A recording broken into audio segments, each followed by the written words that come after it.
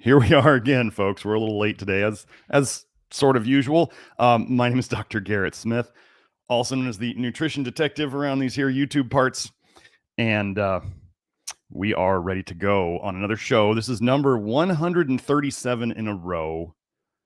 So apparently, according to podcast people, I'm doing pretty well on keeping these consistent, and been doing them for about. Oh wow, I have. Yes, I have.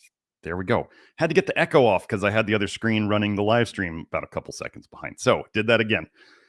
So for any of you who want to find out more about this, all the links are below. We are going to go over the root causes of ALS, also known as Lou Gehrig's disease, also known as amyotrophic lateral sclerosis. It's hard to say fast. And then if we have time, we're going to get to some Q&A afterwards. Super chats are enabled if you want your question to get priority. And this is going to be the similar thing to what we always do. For those of you who don't know, you probably want, if you don't know anything about what we're going to talk about, you definitely want to go watch episodes 53 and 71, where I cover the basics of toxic bile theory and the toxins that are most likely causing your chronic health issues. They are the same thing over and over and over and over again. Just think of it as different cars. Different cars all break down, but they have tendencies to break down in different places. They all break down. And eventually all the parts are going to break down. But the same things that are poisoning everybody and the same things everyone is becoming deficient in are repeating over and over, just with different outcomes. What is modern medicine trying to do? They're trying to give a different disease name to everything because they do present differently, because they can never tell you that your chronic disease is caused by toxicities that they've allowed, even encouraged, and deficiencies of very specific minerals and one specific amino acid, not a B vitamin, it's an amino acid. And these things are showing up over and over. If you don't believe me, go and watch more of my live streams, and you'll see that I go through the research and show the same pattern over and over and over and over again. People just give me a different disease, and I just show the same pattern. So for those of you who are here right now, please feel free to chat and all that stuff. That helps the algo.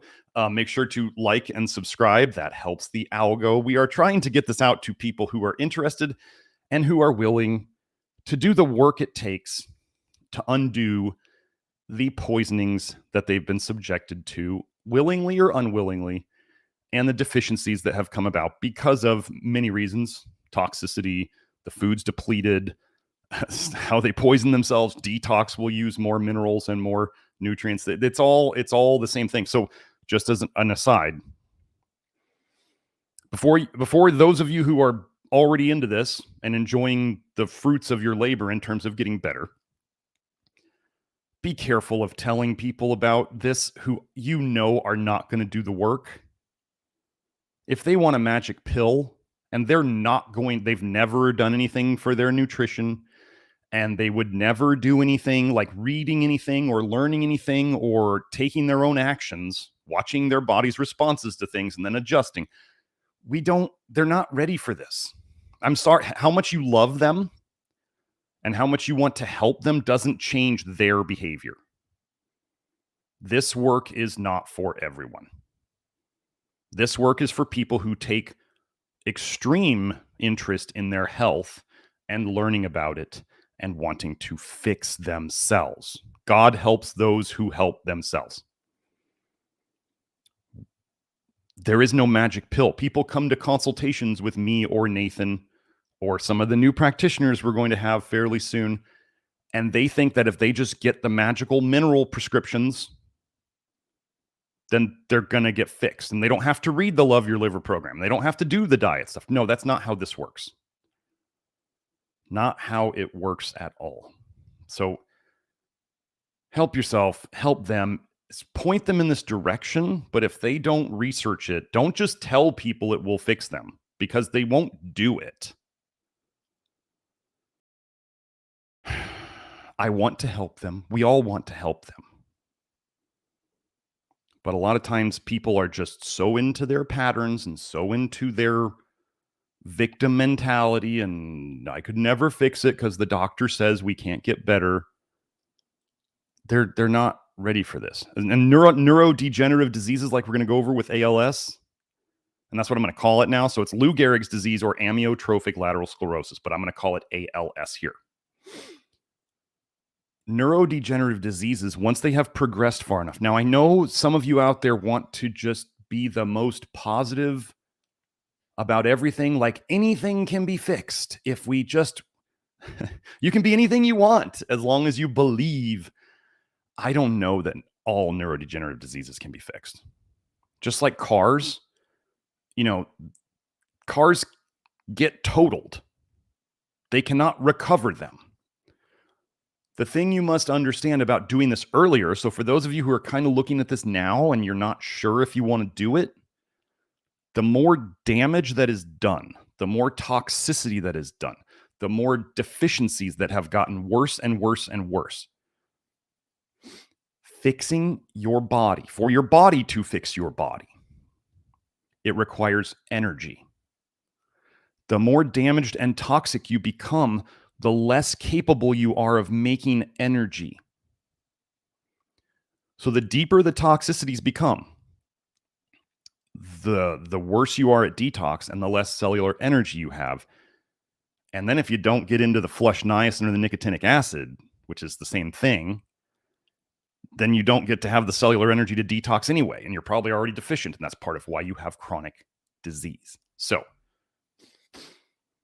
if you don't do this, first of all, you're probably not going to fix it. Second of all, the longer you let it go, let me tell you about the prognosis or the quote unquote prediction of how I see people able to get better or a worse setting for people to get better, like starting off in a worse position. Okay. The longer you've had the condition, the more conditions you have, the severity of the conditions, how old you are, older is harder, and how female you are. Ladies, you have a longer road to get better. And then if you are underweight, always underweight, you have a longer road to get better versus those who are overweight. Overweight's not good, but overweight is a better situation than being chronically underweight. Okay, so if you look at those conditions in yourself or your loved one who you want to help with this, if they're ticking off these boxes, they're older, they're women, they've got a severe condition for a long time or multiple autoimmune conditions,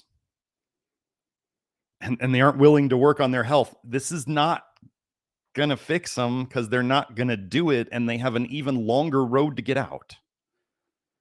Neurodegeneration is a bitch. I'm not claiming I can fix it. We're talking about the root causes today. So hopefully some of you out there, like you copper lovers and you vitamin A lovers, can figure it out and not poison yourself by continuing to do what these shysters are telling you to do to poison yourself, like copper cups. Use your vitamin A.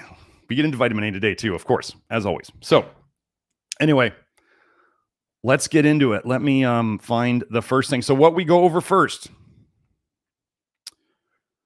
toxic bile theory. Joe, you got the right tab? Just let me know. We're trying a new thing with the tabs today, so I just want to make sure that we have it. This should be it. Joe, you got the Telegram going? Or somebody tell me, can you see the bile amyotrophic PubMed screen yet? Joe, you didn't leave me, did you? Okay, got it. So, this is just my search. So for those of you who want to go out and search for amyotrophic lateral sclerosis, you can just use amyotrophic because it's such a unique term, and it will help you find it. So what we did was we looked up bile. As I mentioned, Toxic bile theory. If you want to learn about toxic bile theory, go watch those episodes on this channel, number 53 and number 71. That will give you the basics of what is going on here. And when people talk about being toxic, they're really talking about you leaking your bile into your bloodstream. It is called cholestasis. Subclinical means below the normal conventional medicine's ability to detect it, or below their standards for saying you have an issue. Your bile, your liver makes bile. By definition, your liver tries to detox. So think of it as when toxins go to your liver, they don't just disappear. Your liver changes them. And then here, I'm putting the link there for this one. Your liver concentrates them and puts them into the bile, and your body wants to get rid of the bile by pooping it out. That's how it's supposed to go. And then you reabsorb anywhere from 95% or more if you don't eat fiber, or less if you do eat fiber and charcoal. You absorb up to 95% of it again in the enterohepatic circulation, and it goes right back to your liver, so your liver can do the same dance with it again. Over time, the bile eats holes in the liver. It eats holes in the bile ducts. It eats holes in your gut. It eats holes in your stomach. It leaks into your bloodstream. And then you have, by definition, the most toxic fluid in the body. The concentrated, basically, I call it the poop of the liver. Your liver's poop is leaking into your bloodstream. And this is what's causing all of your problems. So when we talk about toxic things leaking into your blood here, this is your bile leaking into your blood. So, one of the first things I like to show is that so what causes your disease? There's either too much bile in your blood, the amount of bile, like in diabetes, there's twice as much bile in the blood in diabetics as there is in normal people, controls. Or the bile recipe changes, the bile acid composition changes. That's what they talk about in the research. So we always like to start out with showing that toxic bile theory is going on in these diseases. And then we show all the toxins that get into the blood. And then we show the nutrients that are depleted. So imagine what would happen if we fixed all of these. So we have, this one kind of tells you alteration of serum, that's the blood, bile acids in amyotrophic lateral sclerosis, ALS. So what did they do? They performed a case control study to examine the association between ALS diagnosis. Here, let's see if we can do this for Joe. Joe wanted it like this. The association between ALS diagnosis and serum levels of bile acids. Okay. They measured 15 bile acids. Concentrations of 15 bile acids were obtained, 5 non-conjugated and 10 conjugated. What is conjugated versus non-conjugated? Non-conjugated, okay, so things that your body conjugates bile acids with. Think of it as it's joining things to the bile acid to make bile salts. Adds things like taurine or glycine or sulfate. Okay, it's adding something to the bile acid. Now, some people out there read some literature on taurine and they go, taurine seems to help everything, or glycine, they go, glycine helps everything. And you go, there's a saying I really like, which is the confidence of amateurs is the envy of professionals. And for people who, let's say they read a bunch of research on taurine and they don't treat people, they're just internet keyboard warriors who love to tell everyone that what worked for them is the fix to everything else. You ever run into these people? Taurine fixes everything. And you go, well, why, when I have clients, some of them who take taurine, they feel worse? What is going on? Why do some people feel amazing on glycine and why do some people feel terrible on glycine? So, you know, I'd say conjugated versus non-conjugated. So you bind these. If you take more glycine, you're going to bind more glycine to bile, right? If you take more taurine, you're going to bind more taurine to bile. Conjugated bile acids in different studies can make things better or worse. Why is this? Because we are changing the bile acid recipe.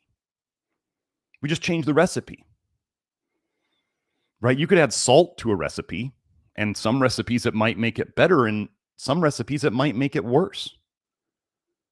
Does that make sense? So like the same ingredient could make some things better and some things worse.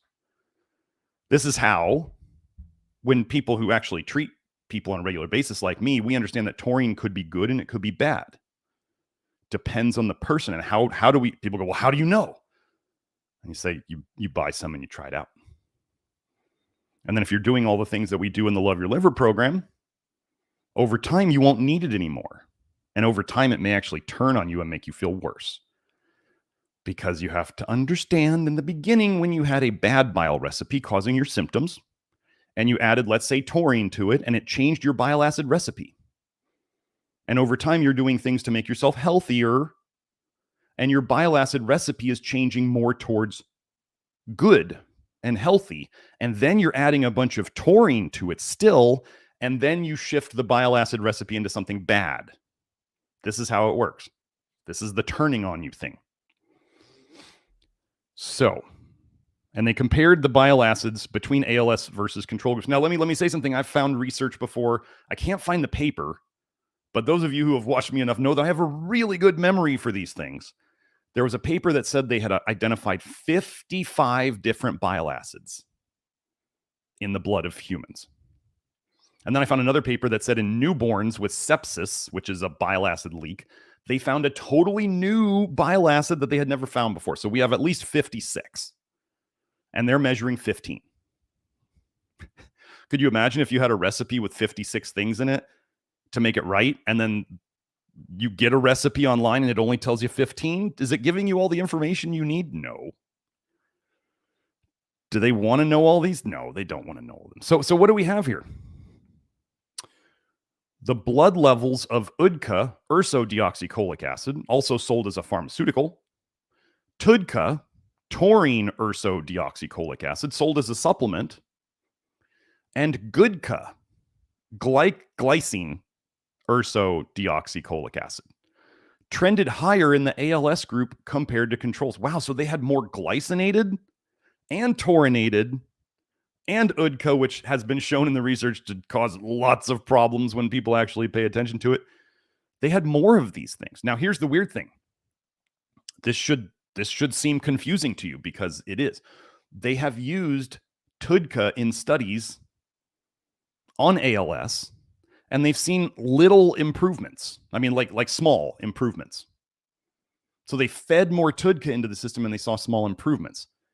But there's obviously not a TUDCA deficiency, especially not in the blood. Here's an important thing to know. These are secondary bile acids. We're going to go over the microbiome in connection with this, but these are all secondary bile acids, which means the liver doesn't make these. They are turned into these in the gut by bacteria. And secondary bile acids are considered to be the most damaging, the most toxic. So what is modern medicine doing? They're giving TUDCA. What is alternative medicine doing? They're giving TUDCA. What are some people doing? Saying glycine fixes everything. But then you see these things happen and you should be confused. I don't know the answer. What I do know is if you take something like TUDCA or taurine, it could make you better. It could make you worse. Do you have a deficiency of secondary bile acids that is causing your problem? No, that's not it. This is a Band-Aid. Could you use it? Sure. Is it a Band-Aid? Yes. Could it cover up things going worse in the meantime? Sure. That's what Band-Aids do. They cover up the problem. They don't address the problem. So I don't think there was any...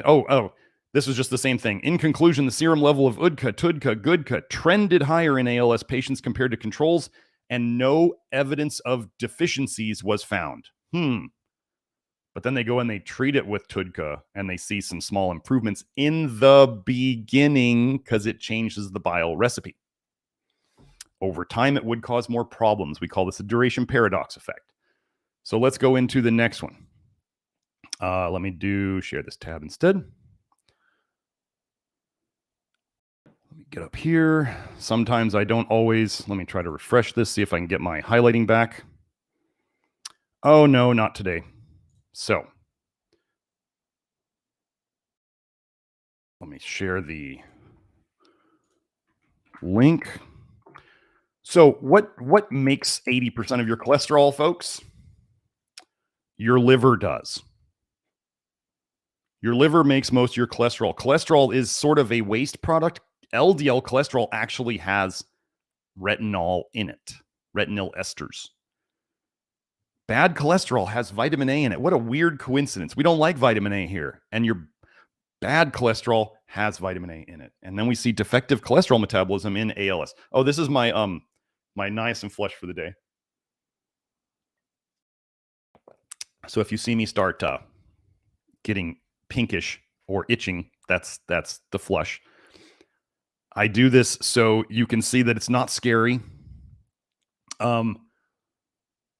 So this is interesting. As neurons die, cholesterol is released in the CNS. Weird. Wait, let me see if where's my glass blink? Let me see if we got this one.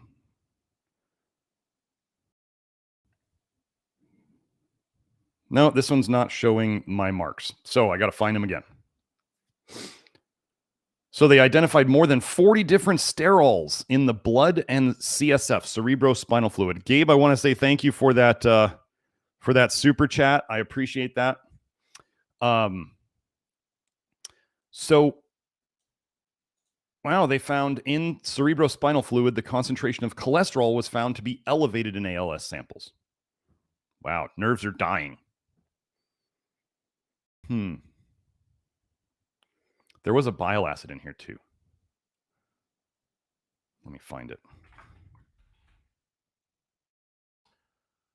We conclude that the acidic branch of bile acid biosynthesis. Normal cells make bile acids. Everywhere in your body, bile acids are waste products. Known to be operative in part in the brain, is defective in ALS, leading to a failure of the CNS to remove excess cholesterol, which may be toxic to neuronal cells, nerve cells, compounded by a reduction in this form of cholesterol. Defective bile acid biosynthesis, so it can't get rid of toxins, and the cholesterol is toxic too.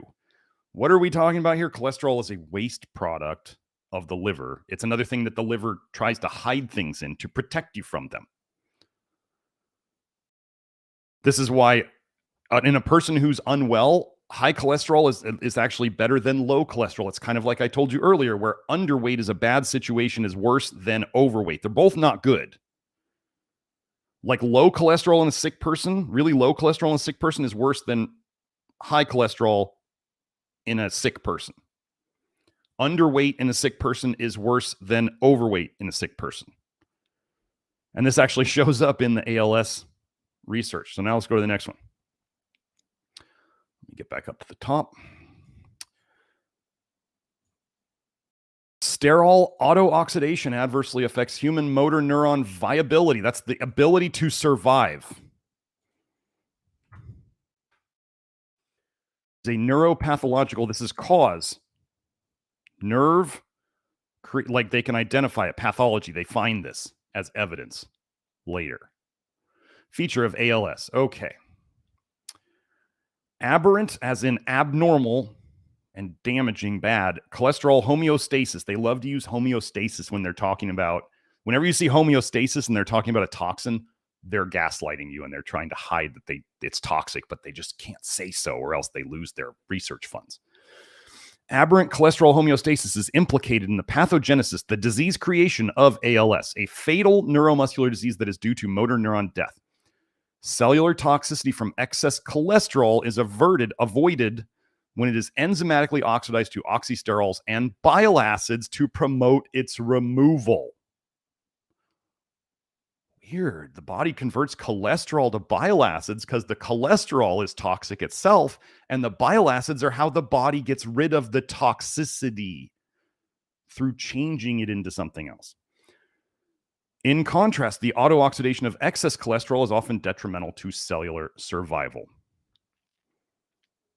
Here we show that in the SOD1 mouse model of ALS that several oxysterols, bile acids, and autooxidized sterols are increased in the lumbar, I forget what SC is. Oh, is that, no, that's not, is that Anyway, I'll go look at it. Plasma and feces during disease. Let me just see if there's anything else. Nope. Let me go back up and find out what SC was.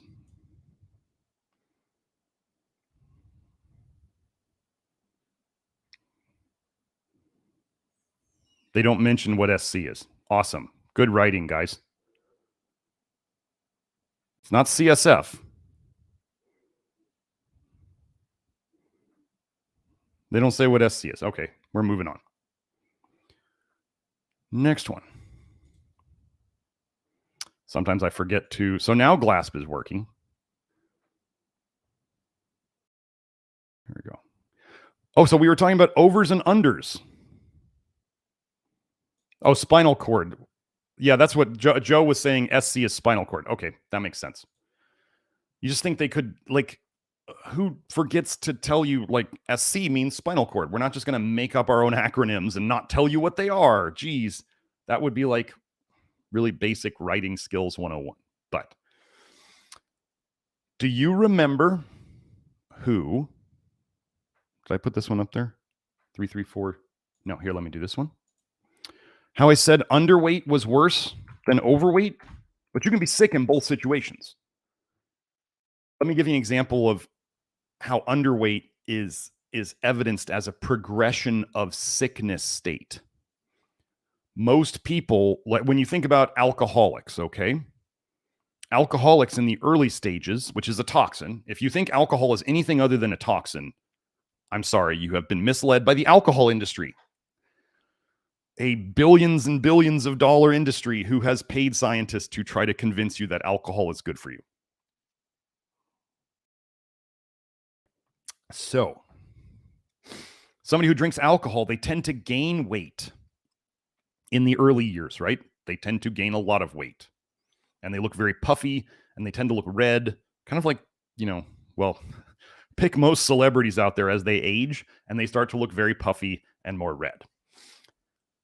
And then as the alcoholism progresses far enough, if they live long enough, they get very, very skinny. They get the very, very skinny legs. They get the very, very skinny arms. They still tend to have the puffiness in the face, and they start getting the red face and the red nose and the bulbous nose and all that stuff. And then they have the big belly, which is the intermesenteric fat. It's the terrible fat that is around your organs. It's not the jiggly fat. Most of you guys know if you've ever felt somebody's belly and it's hard, that's bad. Like jiggly fat is better than hard fat. Doesn't mean either of them is good. It means jiggly fat is less bad than hard fat. So they get skinny as the alcoholism progresses. This is the idea. Underweight types are in a worse situation than overweight types. It's not good for neither of those situations are good.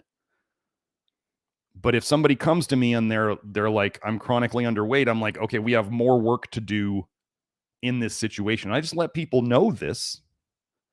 I'm not going to lie to them. We don't gaslight people here about what their journey is. Now people on Twitter like Mike Roberto are kind of referring to this as like a 5-year program.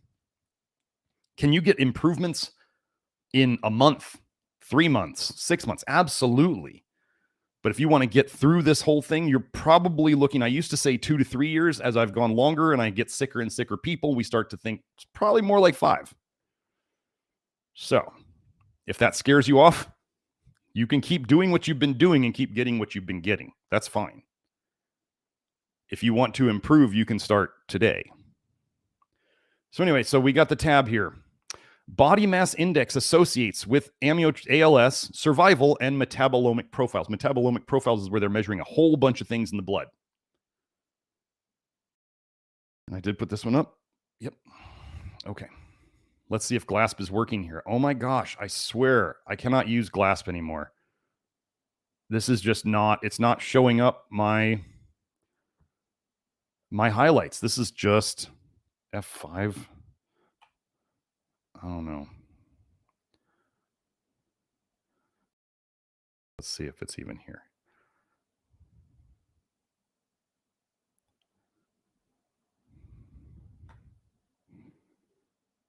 Yeah, I know, Joe. I'm hitting F5. It's not doing anything.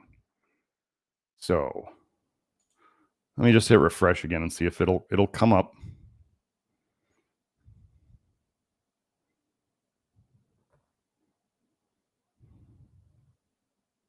Oh, I'm starting to feel the warmth in my neck. A little bit itchy. I'm gonna survive. Oh my gosh. Tab suspender is not on. Anyway, we're just gonna go with this. I'm getting so tired of GLASP. There it is. Hey, now it shows up. Okay. Primary bile acids associated with the increased BMI cluster. So those who are tending to be overweight. Primary bile acids are the ones your liver makes. Now, Joe, I highlighted everything this time.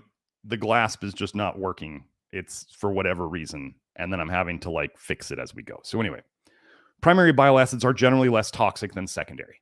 Okay. I'm telling you that overweight and sick is less bad than underweight and sick. Okay. Primary bile acids associated with the increased BMI cluster or the overweight people, odds ratio greater than 1, while most secondary bile acids, the more toxic ones, and taurine metabolites associated with the decreased BMI cluster, the underweight types.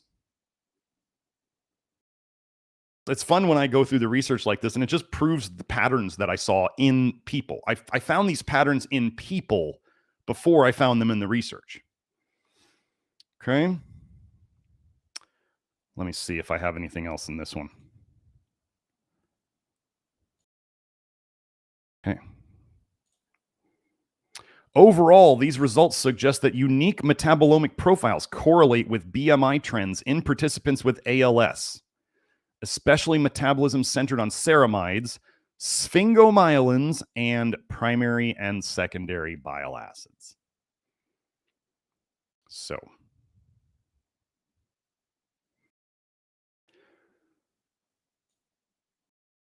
see, it keeps disappearing. Share this tab instead. Here we go. We're on it. So this is what I was talking about. TUDCA, tauroursodeoxycholic acid, a potential therapeutic tool in neurodegenerative diseases. Let me go find my highlights. Experimental evidence on the mechanisms underlying TUDCA's neuroprotective action. How does a bile acid protect the brain? How does your liver making bile affect your brain? Do you understand toxic bile theory? You are leaking bile and all the toxins it contains into your blood. It's affecting your brain. So then if you take TUDCA and you change the bile recipe when you're sick, you might have some improvements. But did you just see the other taurine metabolites being increased in ALS? Playing with fire if you don't understand what you're doing. So, experimental evidence on the mechanisms underlying TUDCA's neuroprotective action derives from animal models of Alzheimer's disease, Parkinson's disease, Huntington's diseases, amyotrophic lateral sclerosis, and cerebral ischemia. Not enough oxygen to the brain. See if I can find if there's a next one or if we're done. We're done with this one. Okay. So they see that it affects neurodegenerative diseases. Let's go into this one. Let's just find the GLASP stuff. Well, we'll find results here. Again, TUDCA in the treatment. If they're actually doing a bunch of studies on this, they're wouldn't be surprised if they try to turn TUDCA into prescription only in the future. Wouldn't be surprised. Because it's just like UDCA. They'll be like, well, UDCA's a prescription only thing. It ruins livers. Let's make TUDCA one too. Oh, so I highlighted this one, yes, and then we went to, let me do, did I post this one on the thing, the link? Let me do this one. Hold on, I'm just going to get the link here. Now, if you decide, oops, wait, where's my chat? There it is.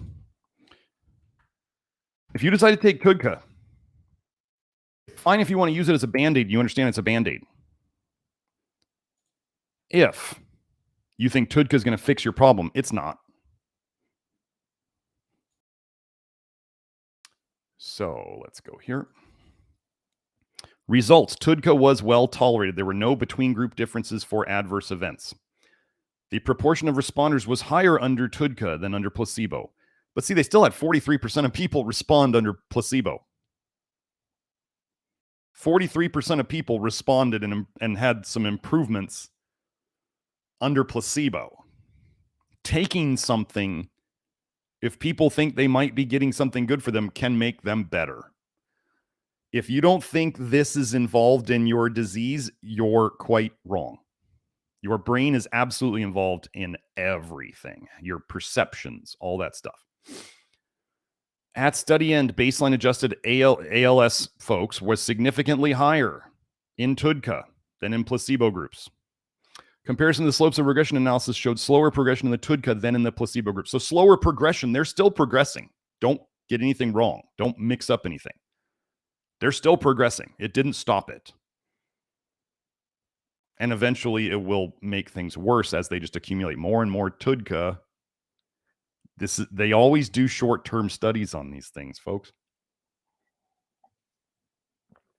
When do toxic drugs look the best? Short-term. We're taking a lot of time with this bile theory stuff, so let's get moving. The unexpected, I want to cover this. This is toxic bile theory. The unexpected uses of urso, UDCA, and toro, TUDCA, in the treatment of non-liver diseases. So are you understanding that they're saying here that bile is connected? Oh, wait, sorry. Here we go. Got it. Bile is connected to non-liver diseases. This is what we fix, folks. We fix the toxic, leaky bile. We make the bile less toxic. We help your body get rid of it. We give the body the nutrients it needs to protect itself and to get rid of the toxins. Is it a quick fix? No, it's not a quick fix. We're trying to take these toxicities that you've accumulated over decades, that medication damage that cause problems. We're trying to fix all of it. This is why we're trying to fix all of it. People go, well, it's not just vitamin A. And I go, duh. Like, do you know anything about my work? It's not all vitamin A, but think about it. If you didn't know about vitamin A and you kept poisoning yourself with it and you worked on all these other things and you kept getting worse, as you slow your detox, anything that's coming in, you accumulate more of it. That's the problem. As detox slows, just like if a shower drain gets more hair in it, the water doesn't run through it as well. It's the same amount of water, but you can't clear it. So as you get more toxic, your detox slows down and you accumulate more of the stuff you would normally get rid of. And what if vitamin A is super toxic if you accumulate too much of it and you didn't know about it and you just kept shoving it in your cake hole because some Twitter guru said it's good for you and you need more of it? And then we show on my Twitter, I repost Dr. Steve Gadecki's 2-year testimonial where he was 46 at his first test 2 years ago and he's at 52 now. He's been on a low vitamin A diet for 2 years and his blood vitamin A has actually gone up. How does this happen? He's still leaking bile. His liver's actually probably making more bile because that's what happens as we get people better. He's still got vitamin A coming out, and that's why the vitamin A went up. It wasn't because he was eating it. It's showing you that he has years worth of vitamin A stored in his liver. Years. And you're out there putting vitamin A on your face and eating liver and eating egg yolks and drinking milk and eating brightly colored foods, and you're thinking you have a vitamin A deficiency. You don't. You absolutely don't.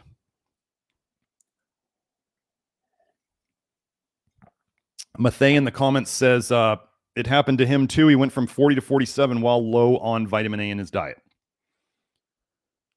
It's not that the diet's making them worse. It's that the diet's getting more of it out of their liver. So let's see if this is going to work either. So kind of a repeat of what we already went over. Was there anything after this? No. Okay.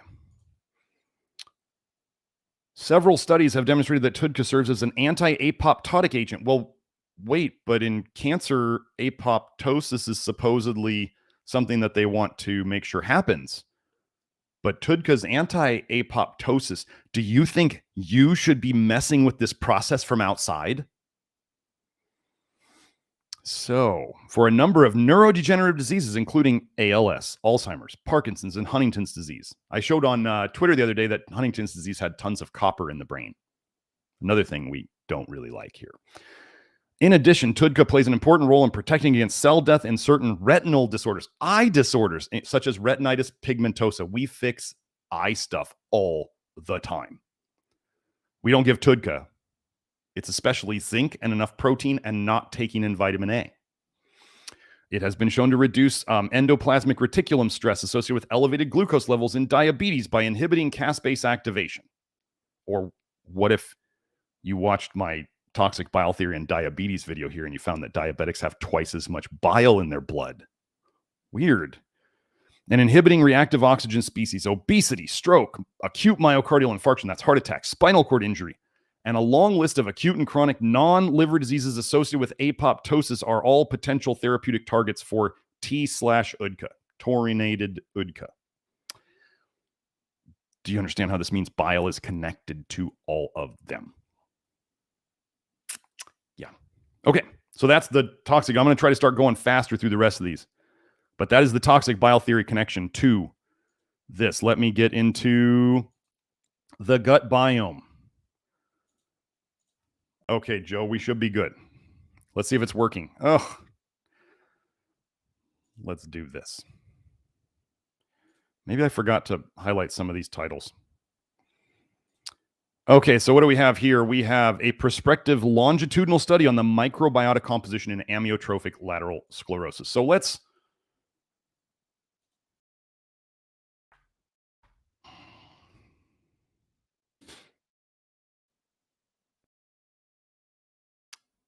go over this.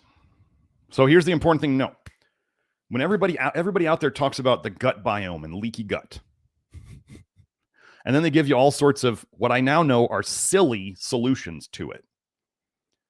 How many of you out there, feel free to comment in the chat or the comments after the video is posted about how you may have tried all sorts of leaky gut protocols and all sorts of things to quote unquote fix your gut biome, and they didn't work.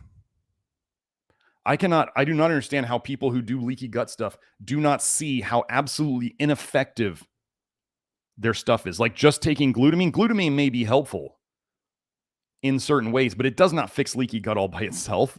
That's like, and then people are going to take like 10, 20, 30, 40 grams of it a day. And you're like, that's a drug effect. You're trying to basically patch a wound that is continually getting scraped off. It's like the scab analogy I use here a lot. So they're studying so what does the microbiome have to do with toxic bile theory? The microbiome, your gut bacteria, is what sometimes, it's what does, but it's what turns primary bile acids, less toxic, into secondary bile acids, which are then toxic. And so then when they're doing studies where they find secondary bile acids in the blood, that means those are absorbed through leaks in the system, cholestasis, exactly what we talked about, toxic leaky bile. You should not have secondary bile acids in your blood. Your cells do make bile acids as a waste product. Yes, this is true. So in contrast to what I said in the early days when I thought there should be absolutely no bile acids in the blood, I admit that I was educated to that. Maria Miners pointed it out to me. She's like, but these cells make bile acids. And I went, oh, this is one thing I'll do. I have big enough cojones to say, oh, I was wrong. Cells make bile acids as waste products. Oh, so they all have their own kind of little liver and they all make their own little cellular waste. No, JMW, statins are an absolute disaster. They ruin livers and they ruin lives. Statins are one of the worst things out there. Sneakiest, most toxic drugs out there. No. Worst Band-Aid. So the more messed up your microbiome is, the more secondary bile acids it's going to make. The more secondary bile acids you have, the more they eat holes through your gut, your stomach, they come back around through the liver. Like, you can actually cause toxic leaky bile cholestasis by a specific, they gave mice a specific lithocholic acid. Litho means stone forming. They gave it to them, and within like 10 minutes, I think it was, they had leaky bile. They just injected them more with this secondary bile acid. So, and TUDCA is a secondary bile acid. So is UDCA, and so is GUDCA. And they found them higher in ALS. Weird coincidence that they found damaging toxic secondary bile acids higher in a disease condition. So anyway, let's go do this. I'm just going to do the glass thing and find it again. So it's not moving to it. Great.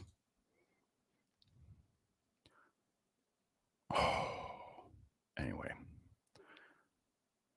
this is what I had highlighted. Let's see. Let me share this link. Oh, and congratulations to Cass, who said she had her second baby yesterday. Congratulations, Cass. That's great. We help people have babies here, have healthier babies. Just so you know, if you are a woman who wants to get pregnant and you want to start doing the Love Your Liver program and you're not pregnant yet, I suggest you do the Love Your Liver program for 6 months before you try to get pregnant. Because we want the biggest detox dumps to be over with before you get pregnant. Okay? Because the vitamin A, when that vitamin A is the only vitamin you're not supposed to take too much of while you're pregnant. Well, if you have years and years of vitamin A stored up in your liver, and it's one of the reasons you're having trouble getting pregnant, and then we start helping you detox it, and then it goes high in your blood because you're still leaking vitamin A from your toxic bile into your bloodstream, could it affect the baby? Yes. So we want to be past all this. If you want to start eating less vitamin A foods, that's fine.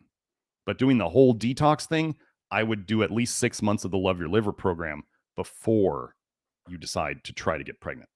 And then, ladies, you also need to know, and guys who love your ladies, if you are trying not to get pregnant, the Love Your Liver program is going to make you very, very wonderfully fertile.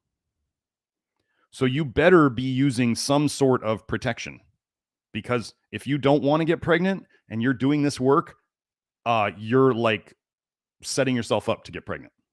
Okay. We had a 40-year-old woman and her husband. They made a mistake. They didn't protect themselves well enough. One time, 40-year-old woman got pregnant. One time, one mistake. This is how fertile we make people.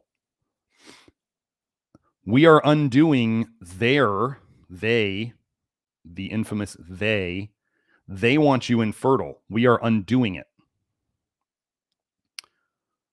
We make people more fertile because we detox them. We get their nutrients right. Simple as that. Okay.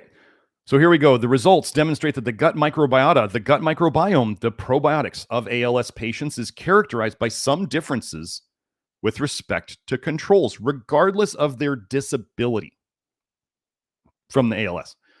Moreover, the gut microbiota composition changes during the course of the disease, as demonstrated by the significant decrease in the number of observed operational taxonomic unit during the follow-up.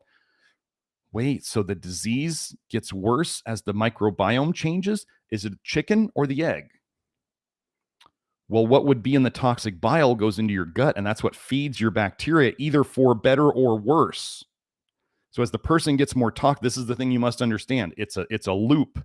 As you get more toxic, let's say as your detox system slows down because you're becoming more toxic, your bile is more toxic, it goes into your gut, it feeds the wrong bacteria because it's toxic. You get more of the bad bacteria because there's more food for them. They make more toxic secondary bile acids, and then those toxic secondary bile acids get reabsorbed. They go right back up to the liver. They damage the liver more. They slow down detox more. You become more toxic. You make more toxic bile. Do you see the loop? So as the disease gets worse, the microbiome changes for the worse. You can't say it's one or it's chicken or the egg. Does it matter? No, they're both happening at the same time. What is the one thing you can do to make it less toxic? First thing you do is you take in less toxins, which we're going to go over. That's your best approach to changing this situation. You are always detoxing, but you need to get the toxins leaving below the toxins coming in. It's just like your bank account, right? You want more money coming into your bank account than is leaving. This is simple.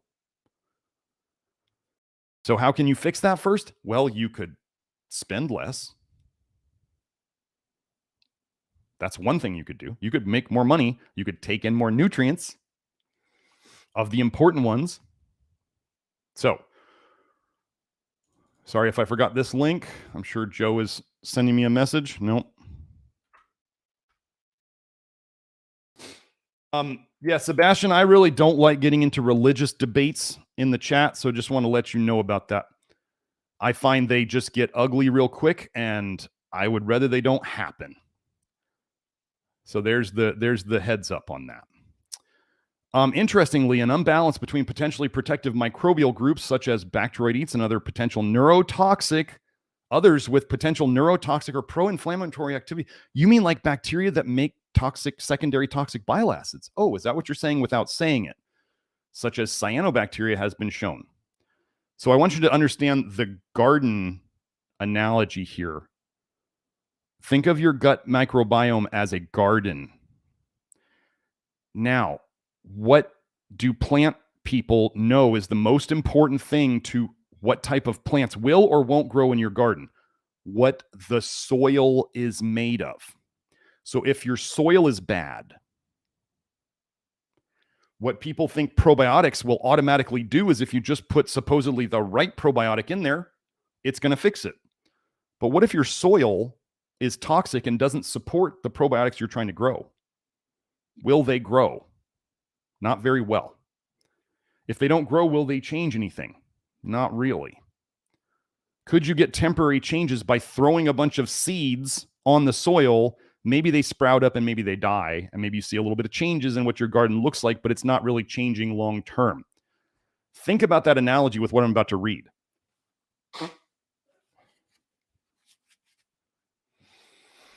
The 6-month probiotic treatment influenced the gut microbial composition. It changed the gut microbe composition a little bit.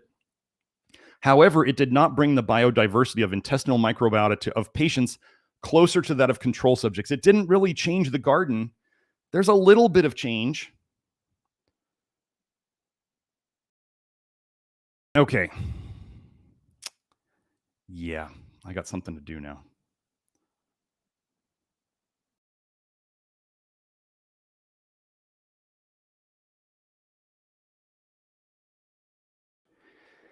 Yep. If I warn you and you decide to come at me, it's not going to happen. I just don't put up with it. So, had no influence. It did not bring the biodiversity of intestinal microbiota of patients closer to that of control subjects, and no influence on the progression of the disease measured by the ALS standards was demonstrated. So no changes. They saw a little change in the gut microbiome. They threw a bunch of seeds on it. It didn't change the garden. Okay. So, yeah.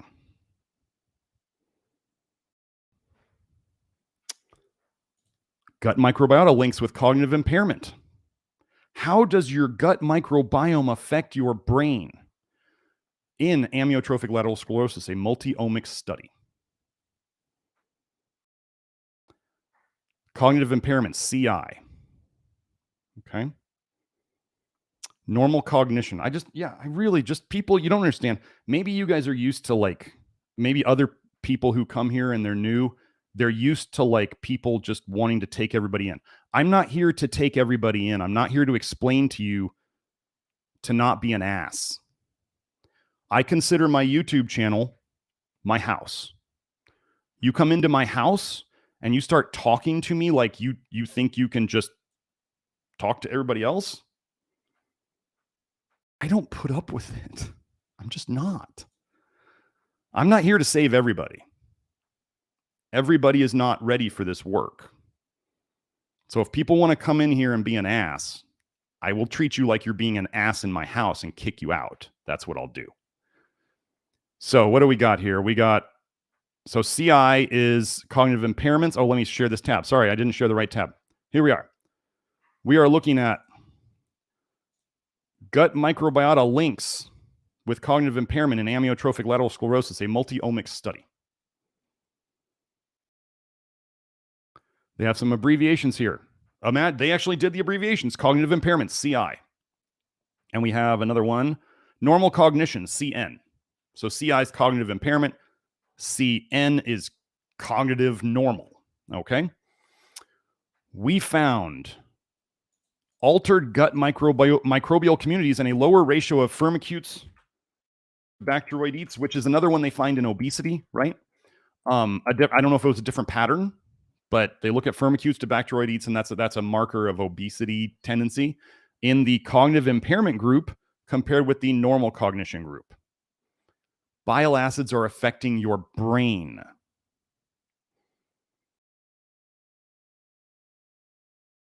Here we go. In conclusion, we found that the gut microbiota and its metabolomic profile, they talk about bile in those, differed between ALS patients with and without cognitive impairment, and that the altered bile acid profile in fecal poop samples was significantly associated with cognitive impairment in ALS patients.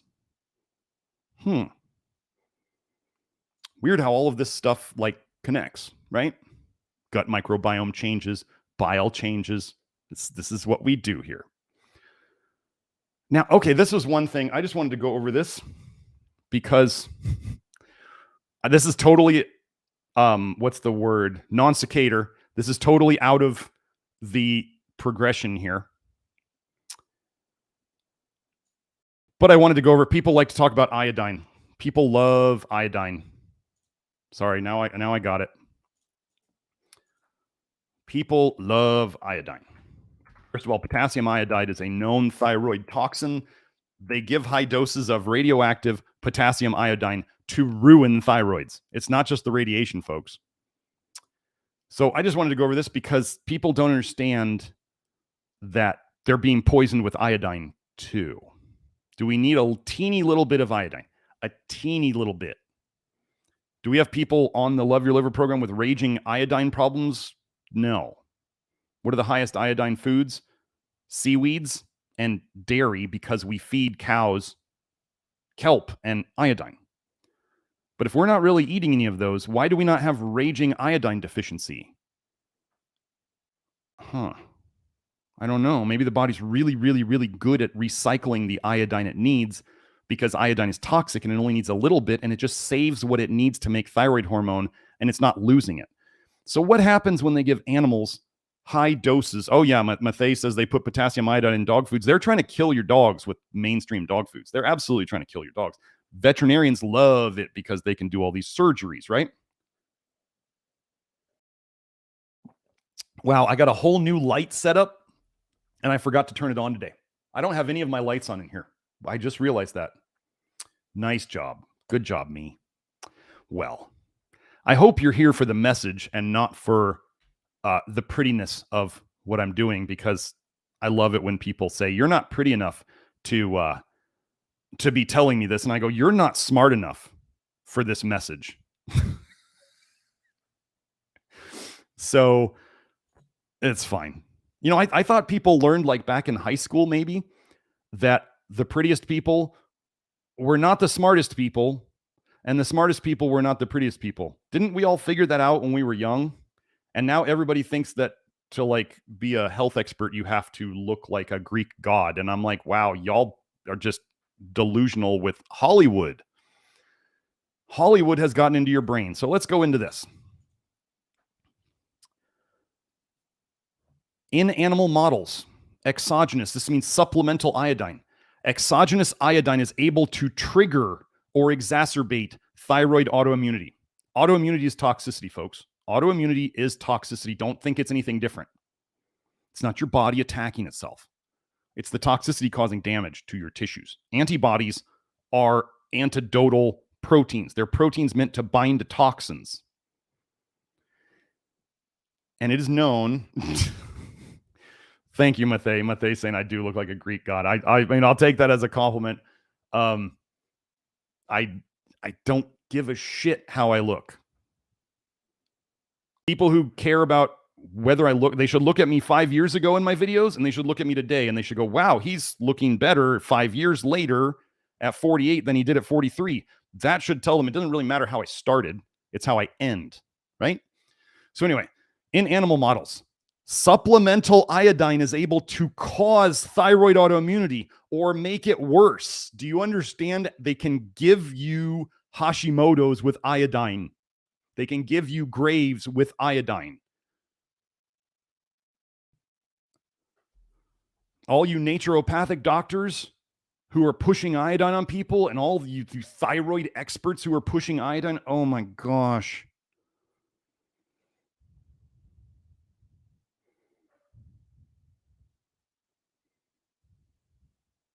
I don't know who Event is, but I don't know. I'm not dealing with that right now. In addition, the incidence of autoimmune diseases shows a general increasing trend in the last decades. Wow, autoimmunity is going up. I say toxicity is going up. Weird. Did I post this link? 3.3. Yeah. In conclusion, available data from long-term population surveys show that a higher than adequate population iodine intake due to a poorly controlled program of iodine prophylaxis could induce thyroid dysfunction, including thyroid autoimmunity, mostly represented by euthyroid or subclinical. Euthyroid means everything looks normal, but they're still showing thyroid problems, or subclinical hypothyroid autoimmune thyroiditis. So wait, them supplementing iodine is causing thyroid dysfunction? Huh. And then they say close monitoring iodine prophylaxis is therefore advised to ensure that the effects of both iodine deficiency and iodine excess are avoided. Can somebody tell me how often they've ever been tested on iodine? Other than the urine test that some natural practitioners do, in which, just so you know, the reason I gave up that testing, I used to do the urine iodine testing, because I've been in many phases of my career where I discovered that the things they were doing were BS. So let me tell you about the iodine prophylaxis and the potassium iodide and the Lugols and all this stuff. So they would give an iodine dose, a big iodine dose, 15 milligrams, 15,000 micrograms to somebody. And then or maybe it was more. No, it was 50 milligrams, 50,000 micrograms. I think something like that. And they would then have them collect their pee for 24 hours. And then they wanted to see 90% of the iodine come out to say you had enough iodine in your system. So if you had, but I want you to know that I talked to one of the expert doctors in iodine and thyroid. And if I had somebody come back with higher than 90% of iodine, he would still say that they were deficient and they needed B2 and B3. And the iodine symporters were broken. And so if you got a good result, he'd say they still have a problem. And then if you got it below 90%, they'd say, oh, they still have a problem. So when the test is going to say that people are bad either way, I started running away from it. And then when I see that iodine is toxic and can induce autoimmunity in the thyroid, but yet you have people out there taking iodine when they have, and they're starting to say now that there are theorizing people in the medical communities, research communities, saying that all hypothyroid is probably autoimmune.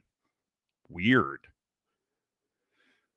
But let's just keep using iodized salt and keep eating more seaweed and keep eating more dairy and keep doing all these things that are potentially putting too much iodine in the system. So I just wanted to throw this out there.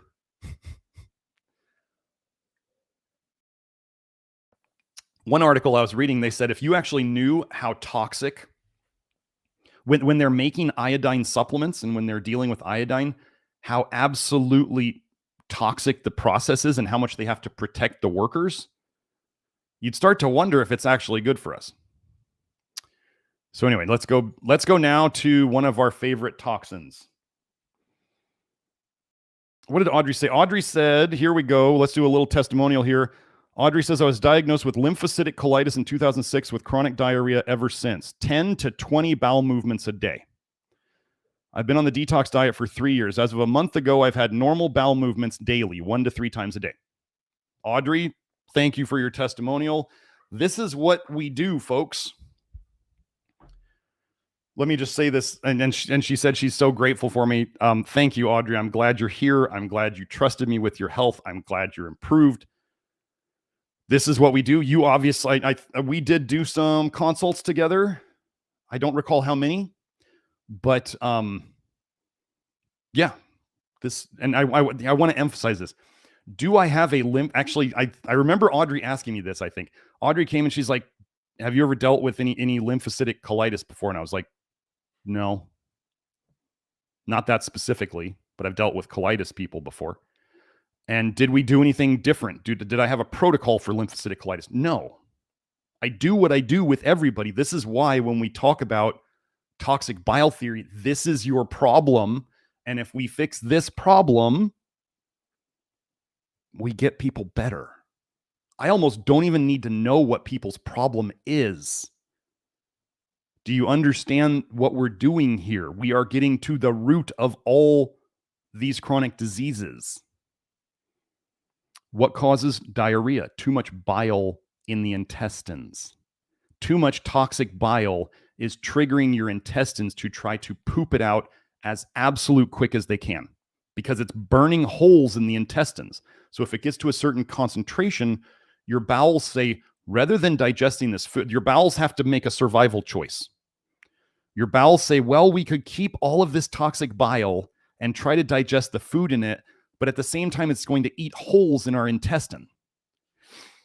That's not good. Or it says, well, we could abort this food. We can just jettison the food so we don't get as much damage to our intestines from the toxic bile that is mixed into it. Your body has to make a choice. It's trying to make a long-term survival choice for you. That's how toxic bile is. Mathay says he's also grateful for Dr. Smith. You're welcome, Mathay. This is what we do. So let me share the right screen. Here we go. Joe, we're on it now. So we are into copper. There is a huge PSYOP push in the alternative community to love copper, to take more copper, to drink out of copper cups.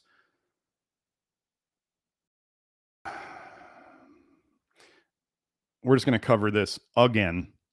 Copper in your brain is a disaster. So here's the paper. Redox metals, homeostasis. Again, wait, homeostasis. Homeostasis. A word they use to cover toxicity. The other word is signaling. Hey, we're going to get into the word signaling later too. Redox metals, homeostasis in multiple sclerosis and amyotrophic lateral sclerosis. A review. The effect of redox metals such as iron and copper on multiple sclerosis and amyotrophic lateral sclerosis. This word blah, blah, blah, has been intensively studied. I just need to say ALS. Intensively studied. Wow, they studied it a lot. Must be connected. Iron and copper overload has been well established in motor neurons, which is where ALS happens, of these diseases lesions. Wait, so in the areas that have the problems, iron overload and copper toxicity or copper overload has been well established. And if you're one of those out there who's like, well, the body's obviously putting copper there because it's trying to protect you. No, oh my gosh, this is the most delusional thing I've ever heard. It's not putting it there because it's protecting it, obviously. Let me see if I think that's all I needed on this one. Yeah. Yep. Let's go to this one. Paste this in here. The role of copper in human neurological disorders. Copper may be involved in free radical production via the Haber-Weiss reaction that results in mitochondrial damage. That's a big topic these days. DNA breakage and neuronal nerve cell injury. Let me see if there's anything else I marked on this. Okay, here we go. Nothing else. Okay. Copper is implicated directly or indirectly in the pathogenesis of numerous neurological diseases, including aceruloplasminemia, Alzheimer's disease, ALS, Huntington disease, Menkes disease, occipital horn syndrome, Parkinson's disease, prion disease, and Wilson's disease.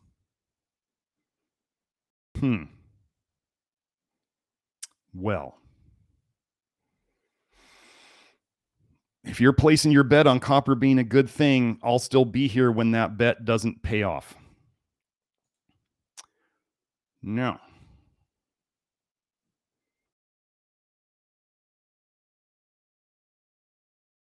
Isotopic evidence. So they're putting in like different isotopes of copper. Oh, come on. No, stop. Go back. Okay.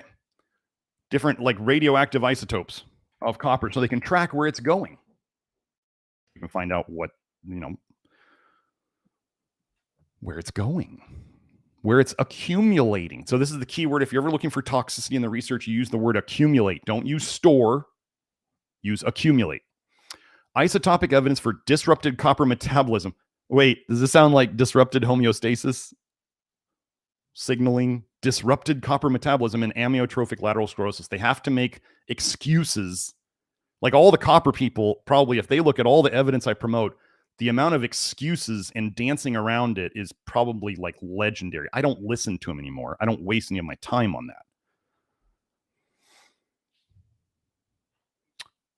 Copper stable isotope composition in the cerebrospinal fluids of patients with ALS are specific. There's a specific pattern.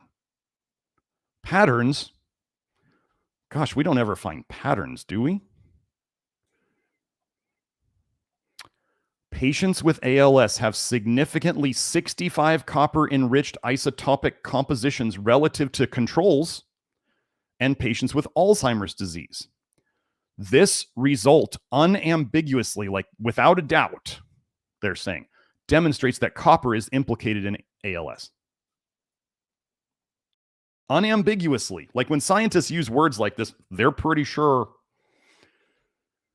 So let's get to the next one.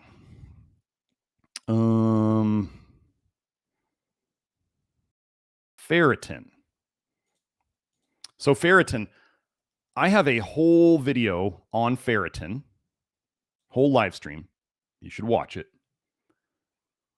Ferritin is a protein. So ferritin is a protein that holds iron when it's in the liver. Like it's your liver's making ferritin to protect you from excess iron. Okay. Now, ferritin is dumped into the bile because your body wants to get rid of this excess iron, and it's put the ferritin on it to protect you from it. It dumps the bile. Now, if you have one of the markers of bile leakage is high ferritin in your blood. Yeah, so Joe posted the link to the ferritin live stream. So high ferritin in your blood is one potential marker of bile leakage. Okay. Low ferritin could potentially be a marker of you're not making enough bile. And the iron is getting stuck in your liver and you're not getting it out. Okay. So high ferritin, one of the ways you can bring down the ferritin, well, ferritin that's in your blood doesn't automatically have iron in it. It could have lost its iron. They're identifying the protein, not the protein with the iron necessarily. They're identifying the ferritin protein that binds to the iron. Okay. So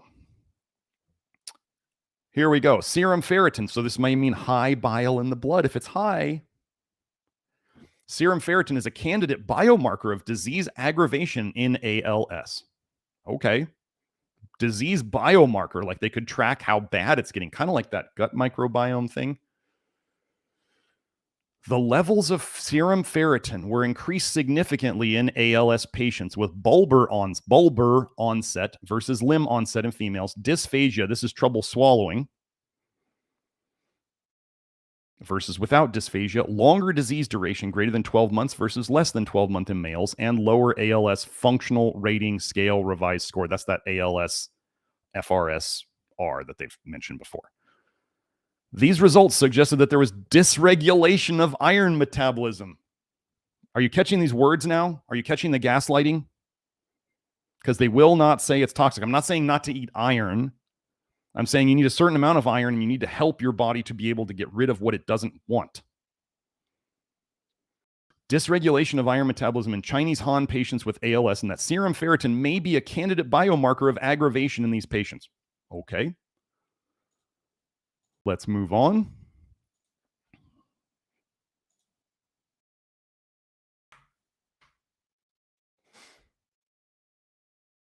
I mean, the title kind of gives this one away. Elevated serum ferritin is associated with a reduced survival in ALS.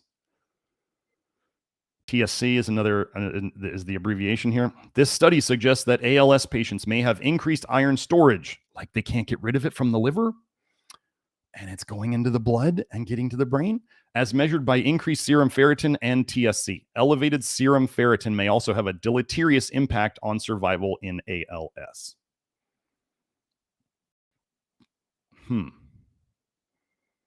One more.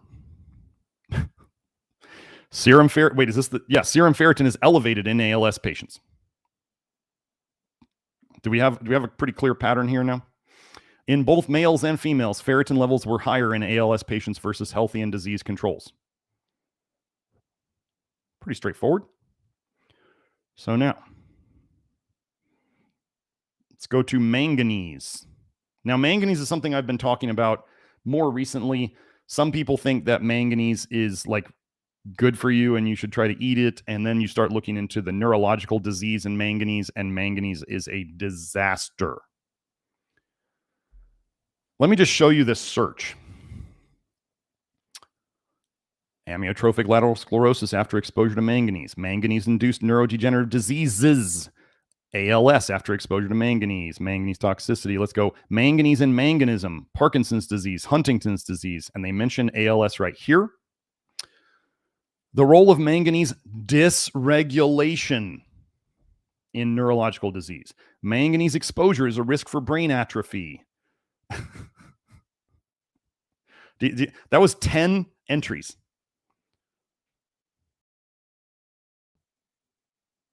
Oh, sorry, I wasn't sharing it. Dang it. I see Joe like typing share screen over and over. Sorry. Sorry, my bad. Here's all those things I just said. ALS after exposure to manganese. Manganese-induced neurodegenerative diseases. Exposure to manganese. Manganese and all these neurological diseases, they mention ALS right here. Manganese dysregulation. Manganese exposure has risk for brain atrophy. Manganese dysregulation in neurological stuff. Manganese and neurodegenerative diseases. Yeah, don't do this. Hey, wait, what if you were into taking a bunch of iron and taking a bunch of copper and taking a bunch of manganese? Is that associated with neurological disease? Hey, let's see. Copper toxicity, iron toxicity, and manganese toxicity in neuropsychiatric conditions. Notice how this is the gaslighting. They always start you out with their essential nutrients. Copper, manganese, and iron are vital elements required for the appropriate development and the general preservation of good health. And then they phthalate it some more. They just keep, they keep, phtalating it. And then finally, after a whole paragraph, they get into, God dang it. Here it is. Joe, I'm sorry.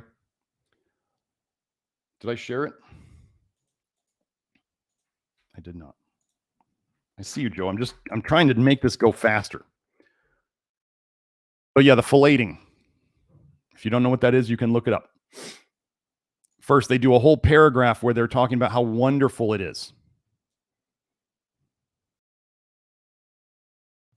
A whole paragraph worth. They got to tell you how wonderful it is before they're about to tell you how toxic it is. And then they start getting into the toxicity. An imbalance in the level of these metals weakens the structure, regulatory, and catalytic roles of different enzymes, proteins, receptors, and transporters, and is known to provoke the development of various neurological conditions through different mechanisms. such as via induction of oxidative stress, increased alpha-synuclein aggregation and fibril formation, and stimulation of microglial cells, thus resulting in inflammation and reduced production of metalloproteins. Seems important. In the present review, the authors focus on neurological disorders with psychiatric signs associated with copper excess, iron excess, manganese excess, and the diagnosis and potential treatment of such disorders. In our review, we describe diseases related to these metals, such as aceruloplasminemia. Didn't we just hear about that? Neuroferritinopathy. Didn't we just hear about that? Pantothenate kinase-associated neurodegeneration and other very rare classical NBIA forms, manganism, ADHD, the new trendy diagnosis. Copper, ADHD, manganese, ADHD, high ferritin, ADHD. Ephedrine encephalopathy, they have a bunch of genetic ones here. I didn't want to read those. Hepatic encephalopathy, this is inflammation of the brain due to the liver not doing its job. What are we talking about here, right? Hepatic means liver. Encephalopathy is a disease of the brain. Prion disease and prion-like disease, ALS, Huntington's disease, Friedreich's ataxia, and depression. Which neurological condition did they leave out, folks?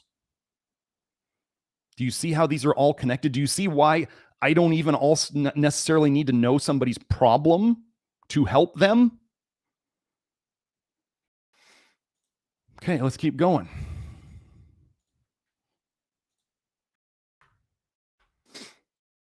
Oops, wrong one.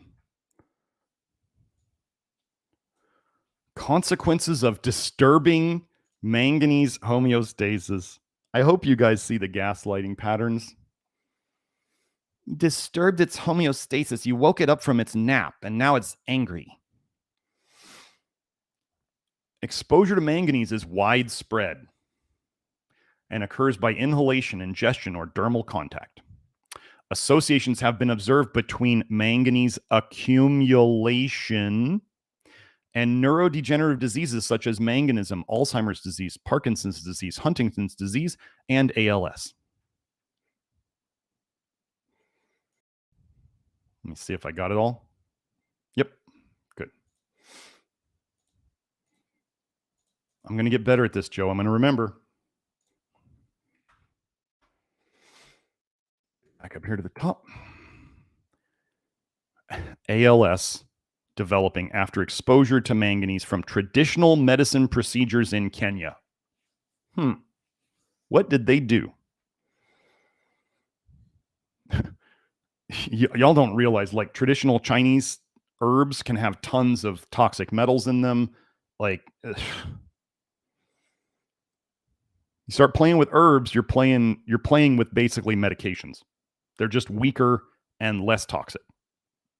In this study, we present a patient who developed ALS after a traditional medical procedure in Kenya.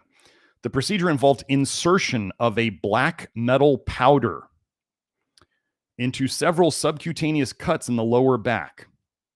4 months later, general muscle weakness developed. Clinical and electrophysiological examinations detected widespread denervation consistent with ALS.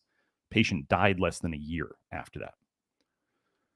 They identified the black powder as potassium permanganate. Somebody's going to be like, oh, there's potassium in it. No, it's the mangan. While we're going over this, we have a saying here called the poison always wins. The poison, I cannot undo the poison's effects with good minerals. You must reduce the poisons coming in so that the good stuff can do its job, or else the poison always wins. This is like people who want to do my stuff and they're like, well, I'm still going to take my vitamin D supplement. And I'm like, oh, okay. The poison always wins.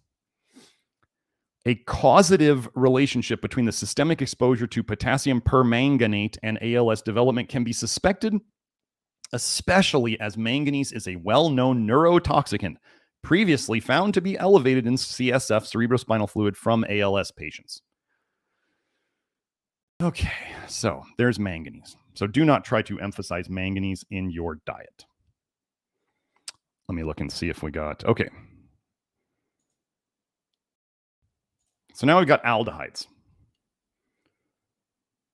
Those of you who have followed me for a while understand that aldehydes are a big problem. Aldehydes are detoxed through aldehyde dehydrogenase and aldehyde oxidase. Both of those enzymes require molybdenum. Well, we're going to get into molybdenum in a little bit about how ALS mimics exactly the symptoms of molybdenum deficiency. Well, that's going to be weird, isn't it? Who's out there supplementing molybdenum carefully and with hair testing to track it? Not very many people other than me and Nathan, my other practitioner. So let's get into aldehydes. So one of the most damaging aldehydes, malondialdehyde. Here we go.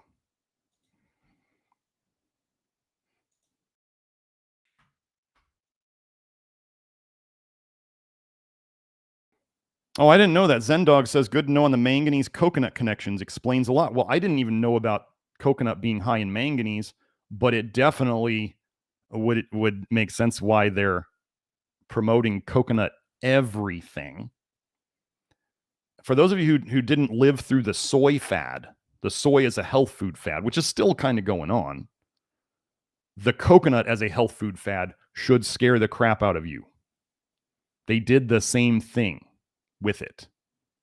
They use everything from soy, they put it into everything, and then they started putting coconut into everything. They just got the alternative community. They got like the soy boys and the vegans and the vegetarians to latch on to the soy thing, and then they've got all the other people, the WAP people, and all, you know, anybody who's in the alternative world to think like coconut will fix everything. So malondialdehyde, let's get into this.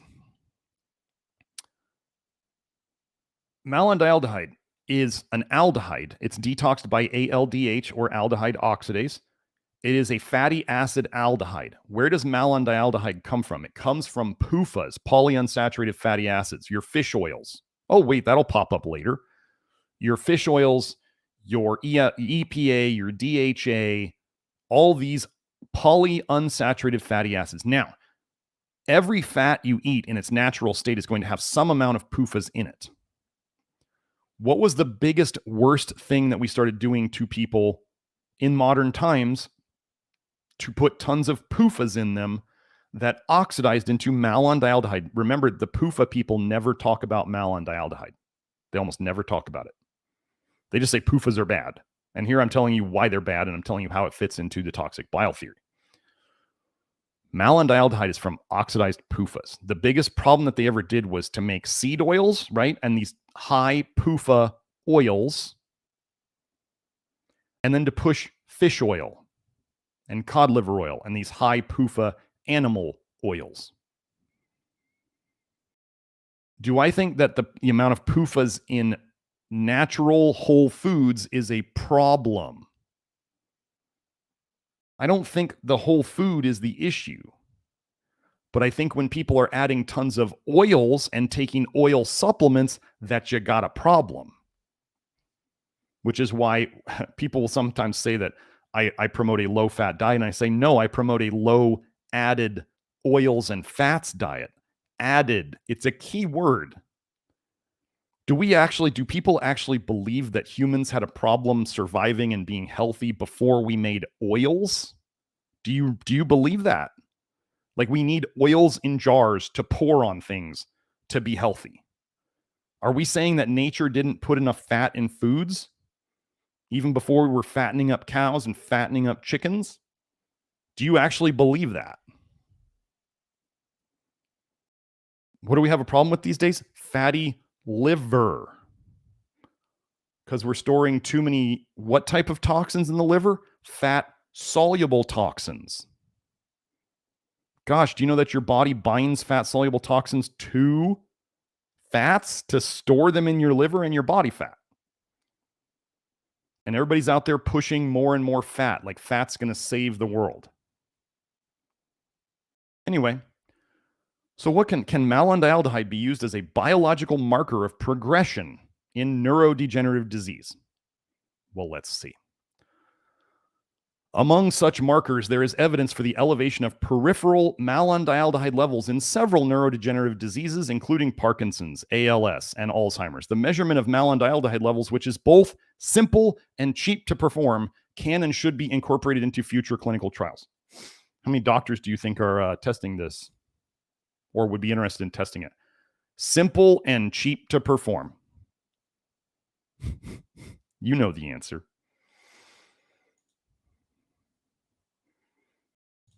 Okay, next one. Oh, let me make this smaller for Joe. Like Joe says, it makes the text look better. So I'm trying, Joe. I'm trying here. Here we go. Aberrations in oxidative stress markers in ALS, a systemic review and meta-analysis. This doesn't mean go and take a bunch of plant antioxidants. Don't do that. So let me find what I highlighted.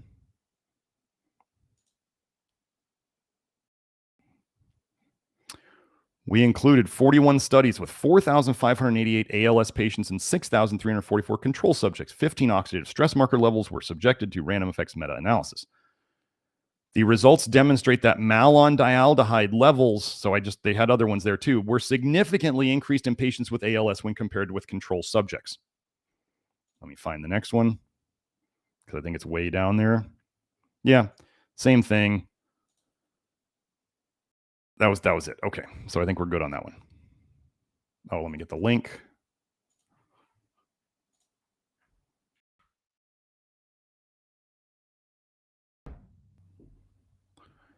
I missed some links earlier. Well, sorry. You can always find, okay, so for anybody out there who's a little, if you ever want to find a link, here's how you do it. If the link is not in the chat, highlight this, copy, watch this, paste, enter. Oh, wait, let me show you. I took that title of that paper, put it into DuckDuckGo. Here it is. Here is the link right away. So if you ever miss a link, or if let's say you watch an old episode of this show and the link that was in the chat is dead, because this happens all over the internet. It's not my fault. Some people were like, oh, this guy's making stuff up because I went to that link and it's not there. Oh my goodness. Like, just watch the video again, highlight the title, put it into a search engine, it'll find it. I don't want to believe what you're saying, so I'm going to find any reason to not believe it. Okay, cool. Go somewhere else. Really? We don't need you here. So we got that one. Let's do this one. Let me wait. Did I switch to the tab? Did I close the... Hold on, Joe. Did I close the share? Uh-oh. Let me share. Let me do this. I did close it. Okay. Okay, we're back, but I got to find the right window. There we go. Okay, we should be back on it. Share this tab. Here we go. Let's go here. Yes, we're back on it. Sorry about that, y'all. Share this tab. Glasp. And it's not highlighting. Awesome. Love it. So we're talking about aldehydes, right? And now it's not even showing my Glasp thing. Wow. Not even showing my highlighting. All right. Well, we just make things happen. Occupational formaldehyde exposure and ALS. Well, that seems important.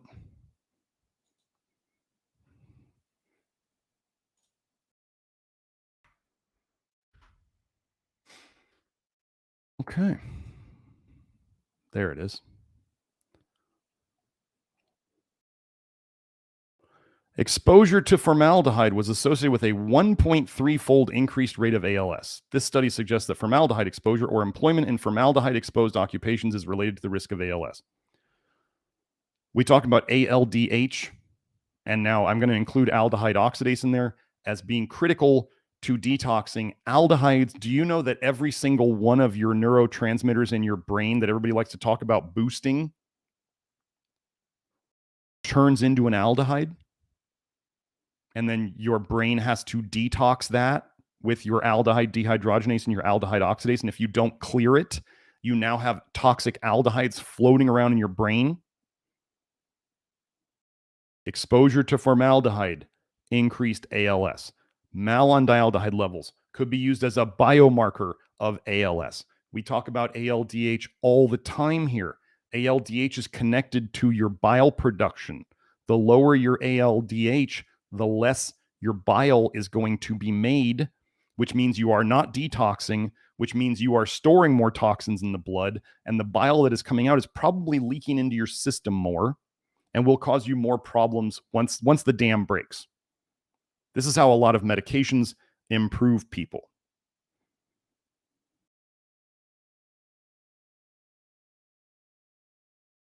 So,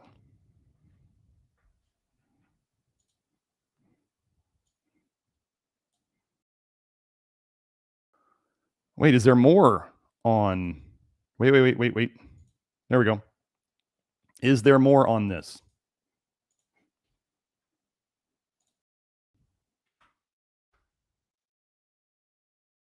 Formaldehyde and brain disorders. Huh. Close it again? It says I'm sharing it, Joe.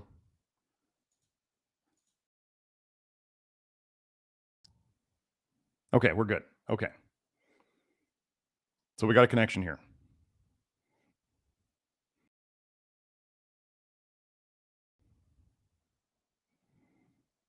Let's go. It didn't show what I wanted. There's that. Formaldehyde and brain disorders, a meta-analysis and bioinformatics approach. We reported that the meta-relative risk of ALS following high exposure to formaldehyde was increased by 78%. Here's the other thing. The more aldehydes you're exposed to, the slower your detox of them goes.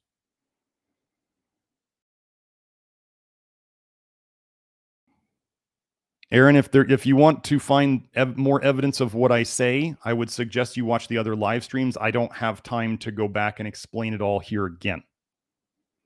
We are moving this process forward. I have 137 live streams that you are welcome to go watch, all for free.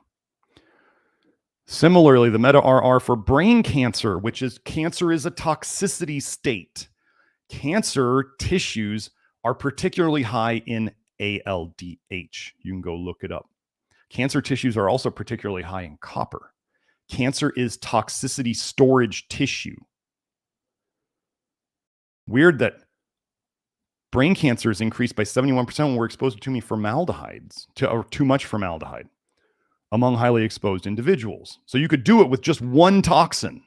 You understand? You just need... So this is why some people out there will say, they'll claim that, wow, I avoided copper and my problem went away, or I avoided manganese and my problem went away. They got lucky and they picked the right one. Does that work for everybody?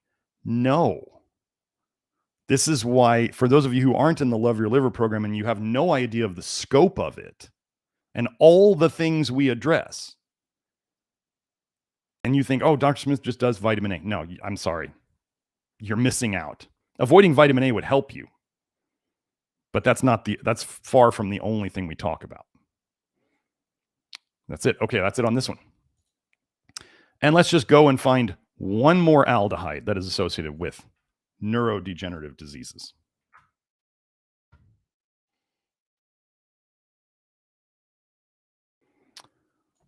4-hydroxynonenal. Now, just so you know, this is one of the ways they hide aldehydes from you. They call them AL instead of aldehyde. This is why they talk about retinal. Here's a funny thing they do to confuse you. Like if you go on PubMed and you search retinal, R-E-T-I-N-A-L, you'll get both things that relate to the retina and things that relate to retinaldehyde. What would be a great way to hide retinaldehyde? Most people don't know that vitamin A turns into an aldehyde. A lot of people know that aldehydes are toxic, But they don't know that when you break down beta carotene, the carotenoid, it turns into 2 retinaldehydes before it ever turns into retinol and then retinoic acid, the same compounds that are isotretinoin, Accutane, and atra, all trans-retinoic acid, which is retin A.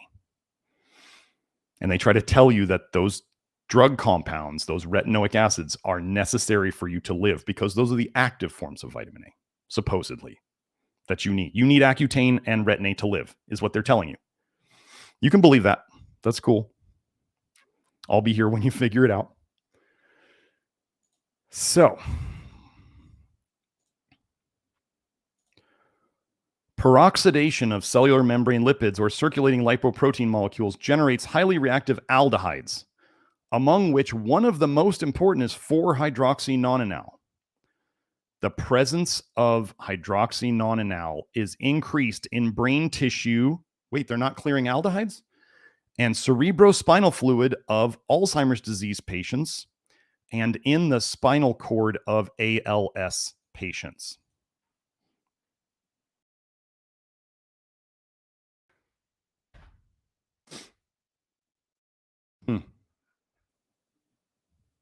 I think that was it on this one. Yeah. Okay, so there's one more toxic connection. Let me see. Was there anything else I wanted to go over? Oh, before we go into the other stuff, let me share this one. This is something. Oh, we got to go over the eels too. Yeah, we got to go over vitamin A. This is going to be a long one today. Sorry. Inner circle people. Sorry. Okay. Now, for those of you who haven't seen it, Joe, this is where you're going to want to show the EMF link for the live stream. I did a live stream on how copper toxicity is connected to EMF sensitivity because copper is superconductive. I'm not saying a superconductor. I'm saying it's higher in conductivity than other things. And zinc is lower in conductivity than copper. And so they're actually kind of funny. The resistance and the conductivity factors for zinc and copper are almost exactly the opposite. The conductivity and the resistance. I can pull up that chart sometime.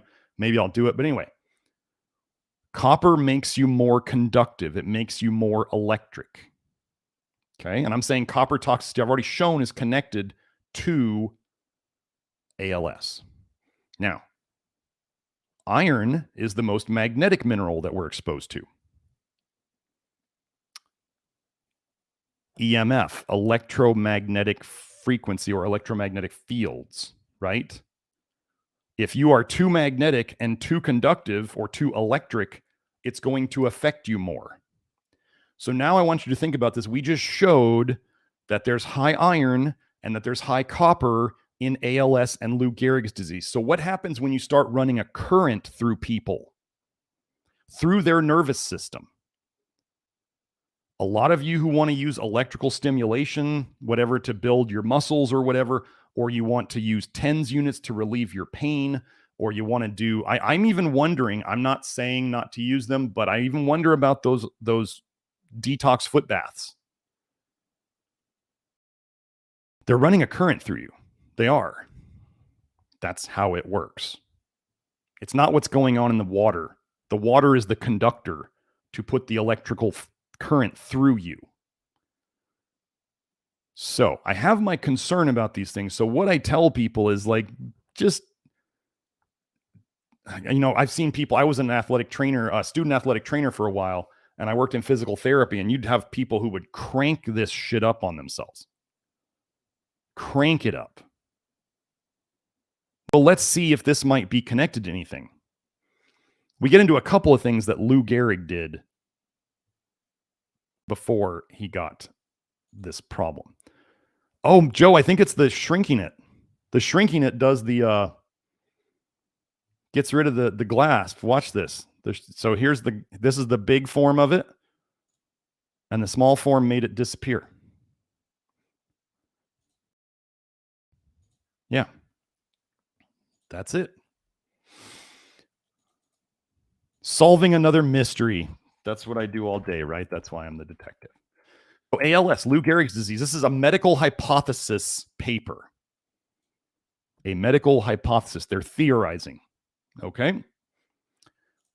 Is caused by electric currents applied to or induced in the body. It is an iatrogenic, or as in medicine caused, disease of athletes caused by the use of electrotherapy devices. Now, is ALS showing up in more people than just athletes now? Yes, this was 2010. We're 14 years later. ALS is showing up all over the place, and not just in athletes. But do you understand the connection I just showed you between the iron and the copper, and how this could make somebody more electric? And I'm going to tell you that vitamin A, which I'm going to show you is a problem with this. Vitamin A increases the iron load in the body, and it increases the copper load in the body. And then I'm going to show you how vitamin A is connected to ALS, and how Lou Gehrig ate a lot of vitamin A foods. So this one, but I wanted to show you, let me see if we have the references down here. No, not there. Okay. So this is Sci-Hub. I'm going to try to, it wouldn't let me highlight this stuff with GLASP. So this is the same paper. Oh, sorry, I got to share the paper. This is the same paper. Here is the, oh no, that's not what I wanted to do. Here's the Sci-Hub link. These disappear, so just be ready. The Sci-Hub link may disappear. So ALS, known as Lou Gehrig's disease after the famous New York Yankee baseball player, a rare condition. It's not that rare anymore. So, since the reports of increased incidence of ALS in Italian soccer players and U.S. professional football players, I had been suspicious about their exposure to TENS devices and electrical diathermy devices because of the repeated reports of the connection of ALS with electrical shocks and electrical environments. You remember what I just talked about? 3 of 55 members of the 1964 49ers U.S. football club died of ALS. The expected cases of ALS in 55 people followed for 30 years is 0.04. So the relative risk of ALS in this cluster was 3.0 divided by 0.4, or 75 times expected. 75 times more people than expected. What are professional athletes using all the time? They're using all that electrical stim and the diathermy and the TENS units, and they're just zapping themselves all the time. Okay, they talk about a woman here who, 28 years old, diagnosed with ALS. This guy contacted her about her use of TENS. She reported that she and her high school, college, and professional teammates had made extensive use of TENS with devices provided by the schools and their professional teams. People will just put TENS units on themselves all day, just as a Band-Aid to cover up their pain.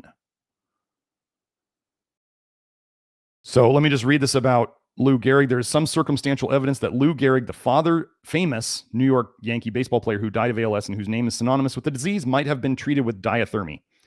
In 1933, 1933, Boston Red Sox player Dale Alexander had his baseball career cut short by a serious leg burn and gangrene following a diathermy treatment by a trainer.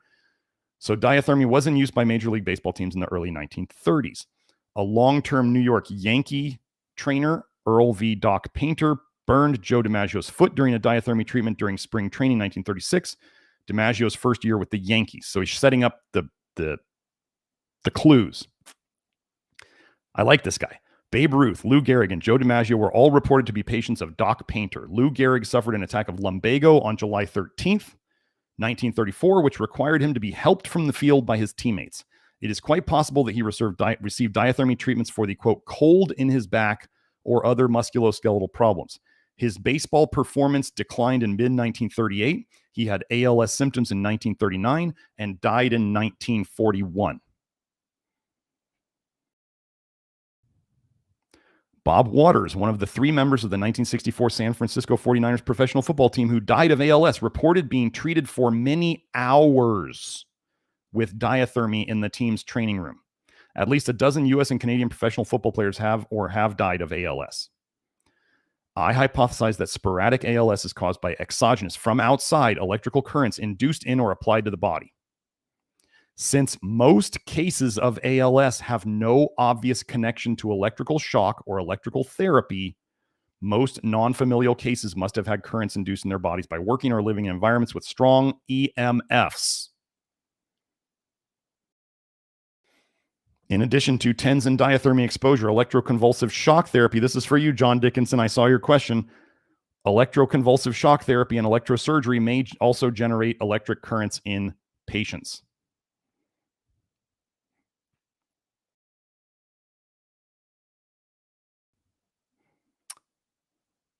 So, this hypothesis could be tested by questioning ALS cases in a suitable comparison group like patients with MS about their electrical exposures. Questions should include history of lightning strike, electric shock, TENS use, shortwave or microwave diathermy treatment, microwave, electroconvulsive shock therapy, electrosurgery, and residential, occupational, or hobby exposure to EMFs. That's everyone, including use of electrical devices like cell phones, laptop computers, electric power tools, and electric hair dryers. All new patients with ALS should have their residential and work environments measured for EMFs, including as much of the non-ionizing electromagnetic spectrum as possible. The higher frequencies are more likely to induce currents in the body since the induced currents are proportional to frequency. The residential and work environments of ALS cases should have higher levels of EMS than the comparison cases. If this hypothesis is correct, the iatrogenic or medicine-caused cases of ALS could be prevented. So now you definitely want to watch the EMF episode. And maybe if you're using electrical stimulation stuff, use it as little as possible. Don't run it for hours. And if you're using a TENS unit all the time, you should be figuring out what the problem is so you're not just medicating with electricity running through your system. Okay?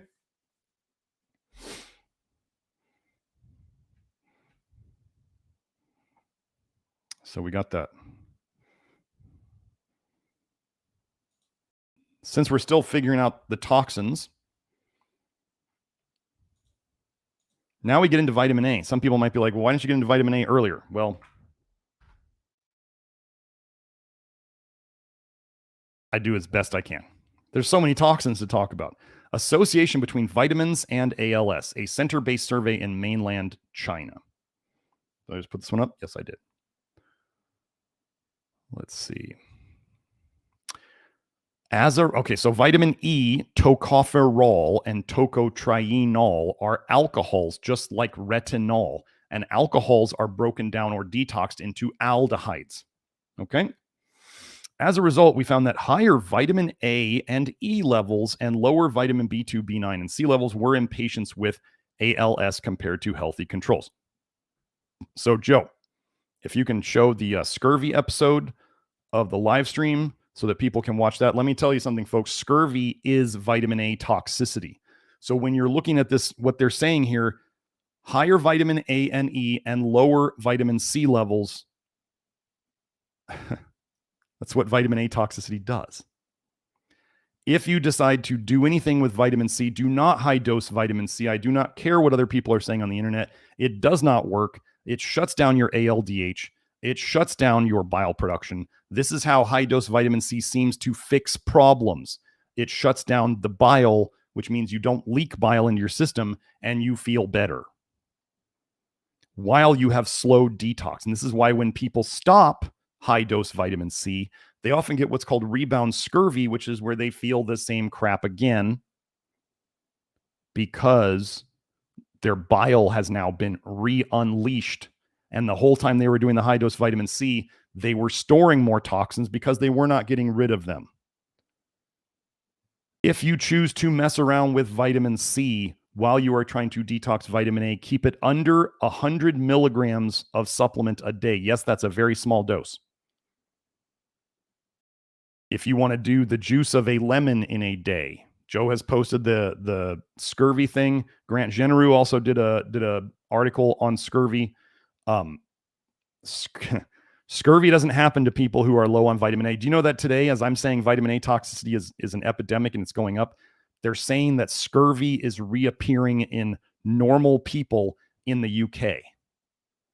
Scurvy's coming back because vitamin A toxicity is getting worse and worse and worse. So it all fits when you know what you're looking for. So high vitamin A and E levels and low vitamin B2, B9, and C levels were associated with an increased risk of ALS. In addition, serum vitamin C was lower in early onset ALS patients compared to those in late onset ALS patients. Okay. Now, this is actually, this next post is from Grant's forum. Grant sent this to me in email a long time ago. So first, you must remember how I just said scurvy is from vitamin A toxicity. Vitamin C deficiency is vitamin A toxicity. So if people ate tons of vitamin A foods, they might get scurvy. If you watch my live stream on it, I'll show you how sailors were like basically drinking weak alcohol all day as their drink of choice. That was their water. And they were eating a fairly high vitamin A diet. And there was actually doctors who stated that when the sailors ate oats, there was less scurvy. But do oats have vitamin C? No. What do oats have? They have beta glucan and soluble fiber, which soaks up the vitamin A in the toxic bile and helps them poop it out so they're not as vitamin A toxic. That's how this works. So let's go into this. The Crusades, however, provide an example of one written account of scurvy during the 13th century.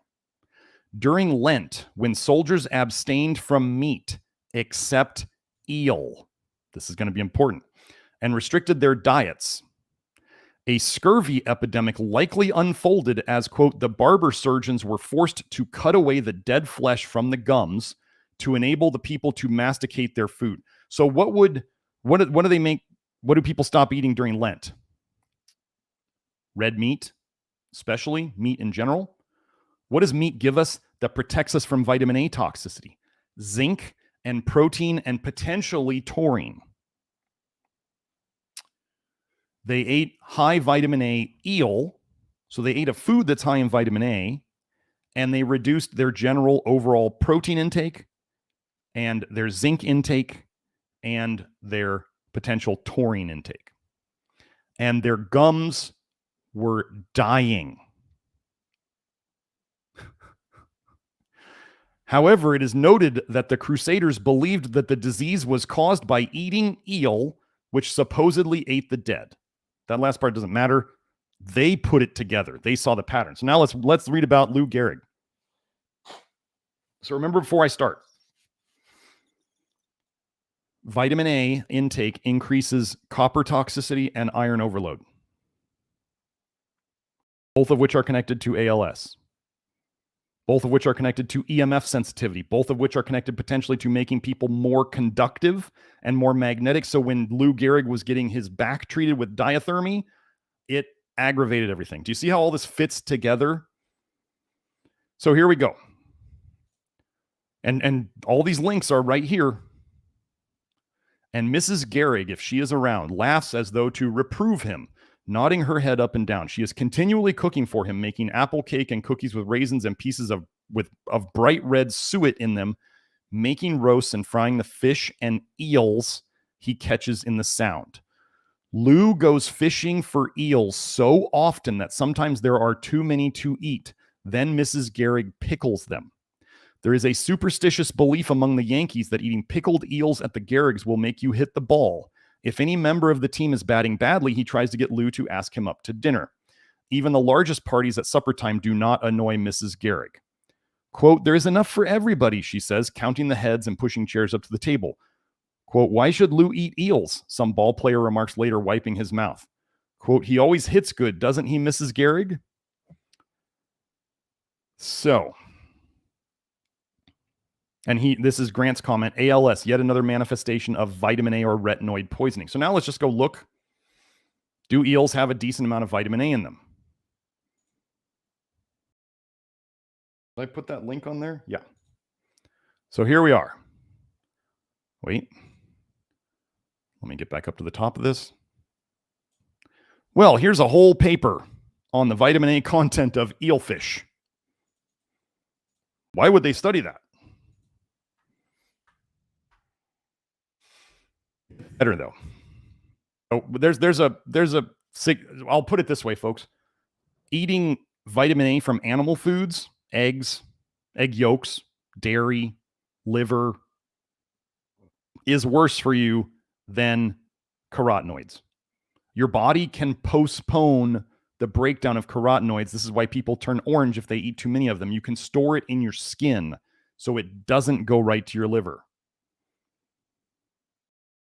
So carotenoids are less toxic than retinoids, but your body has to turn carotenoids into retinoids eventually to get rid of them. So just think of it as carotenoids are a bit more of a slow burn. That's it. You're still going to get burned. It's just a slow burn. Zendog Breath commented, his gums are perfect now after 15 months off vitamin A. We fix... Gosh, Dr. Smith, are you a dentist? How do you fix gums and teeth? I just do what I do. The body fixes it. Okay? So let's look at what's in eels. Eel nutritional benefits. Nutritional benefits and downsides of eel. Well, they're going to think that certain things are benefits when I'm going to tell you they're not. In a 100-gram portion, 100-gram portion. So this is like a quarter of a pound, maybe. 126% of the daily value. So right now you're already into vitamin A toxicity amounts with eating a 100-gram serving. What else is eel a good source of? So we've got, as shown in the nutritional values, 100 grams of eel provides more than 100% of the daily value for vitamin A. And then we go, additionally, the fish is a rare dietary source of vitamin D, aka cholecalciferol rat poison, and provides more than half of the daily value per 100 grams. Vitamin A and D will both pull calcium out of your bones, calcify you into a statue over time. I'm going to look up, I need to remember to look up calcification in ALS, but this is a disaster. Now, I used to eat eel. This is one of the ways I made myself toxic. When I used to go to sushi, which I don't anymore because I understand how toxic fish and shellfish are. When I used to go, I liked eel. I would get eel. That was the main thing I would get. Just another one of the ways I made myself toxic before I knew better. Oh, and then Zendog Breath said, if eels make electricity, they probably have copper. Well, they probably got a lot of stuff. They are, one of the things I think about in the laws of Leviticus about the especially the fish is the ones that don't have scales. Some people say that scales are a method that fish, it's a built-in part of a fish's detox mechanism. And so you don't want to eat the fish that don't have scales because they can't detox well through their skin. Same thing is said about pigs. Pigs supposedly can't detox through their skin. And so we don't want to eat things that have terrible detox mechanisms. That's all theory. So we're going over vitamin A. So we have here more vitamin A and E we have here more vitamin A and E in ALS people.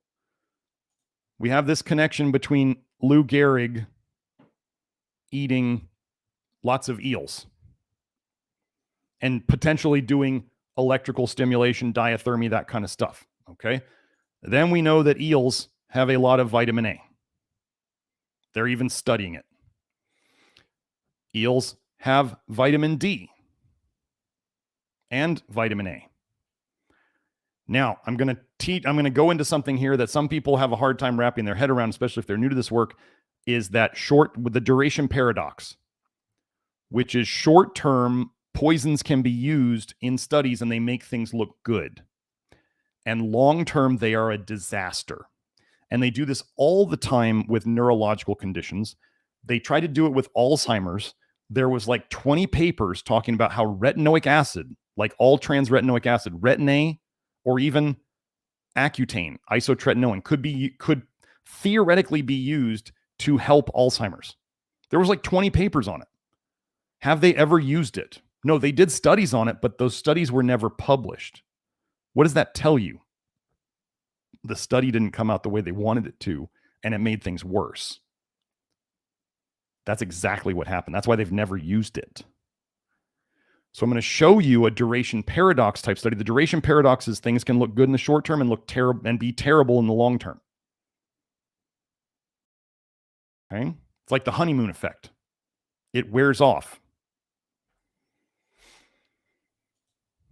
And here's where they sell you on all trans-retinoic acid, or retin-A, exerts neuroprotective effects in ALS mice. I'm going to tell you that vitamin A, what it does is it slows down your bile production. So you make less bile. So if you are leaking bile, oh, sorry, here it is. If you are leaking bile, it doesn't come out. This is how they get short-term benefits. But the whole time you're storing more toxicity, and eventually the dam's going to break. Let me see. Let me see if I marked anything else in this. Nope, I just wanted to show you the title. They'll never come out with treating ALS with retinoic acid.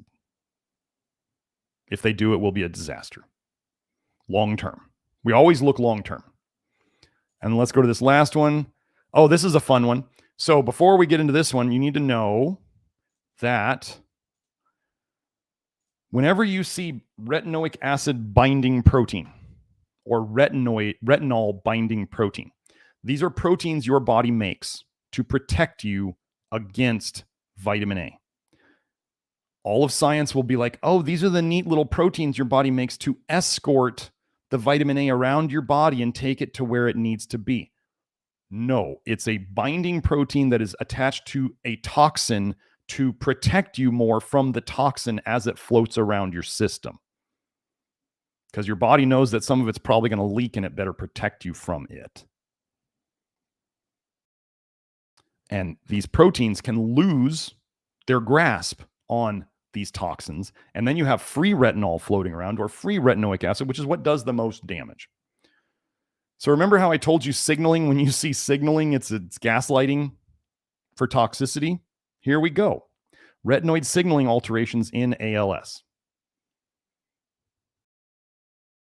Let me just find this real quick. Evidence from both human and animal studies indicates that expression of retinoid signaling genes is altered in ALS and may contribute to motor neuron loss. Expression of retinoid signaling genes.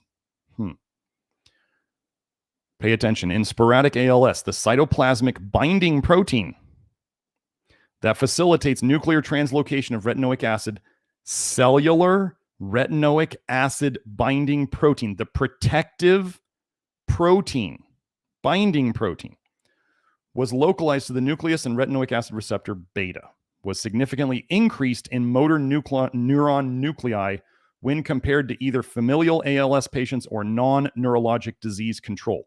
There was more of, okay, would your body make cellular retinoic acid binding protein if there wasn't retinoic acid around? Do you think? Like, you know how people, when they live in a safe neighborhood, they leave their door open because they don't have to protect themselves from anything? Do you understand that your body would not make cellular retinoic acid binding protein, CRABP, unless there was retinoic acid around? And if they find more CRABP in the cells of ALS, it means there was more retinoic acid there causing the damage. And then we see more vitamin A associated with it. It's all connecting. The protection, the body's trying to protect itself. Let me see if there was anything else in here.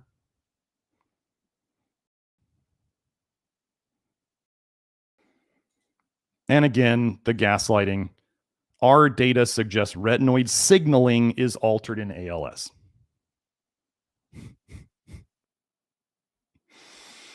So let's go into the things, the nutrients that you need. This will be faster. Okay.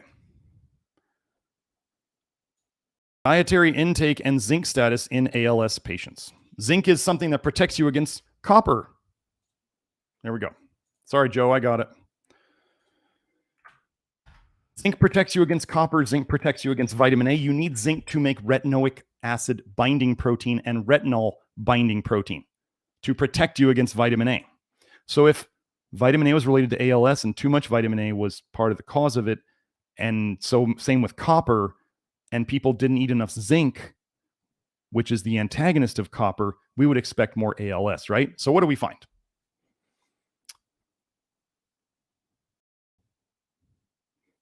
Let me see if we even have, there it is. There was a greater prevalence of inadequate zinc intake in the case group, the ALS group, 35% compared to controls, 27%. Mean plasma zinc, blood zinc, was significantly lower in the case group than in controls. In the case group, the ALS group, plasma and urinary zinc concentrations were below reference values in 50% and 52.6% of patients, respectively. I'll come back to that. Conclusion, a large portion of patients with ALS exhibited poor dietary intake and changes in body zinc status. The zinc deficiency found in half of the ALS patients may contribute to a worsened prognosis and should be the target of nutritional intervention that aims to correct this deficiency. So, the reference range of a lab, I need for you to understand how they do the statistics on labs. So, if they have their plasma zinc, so whatever population the lab is choosing to do, let's say they're just doing the people who come into the lab, okay?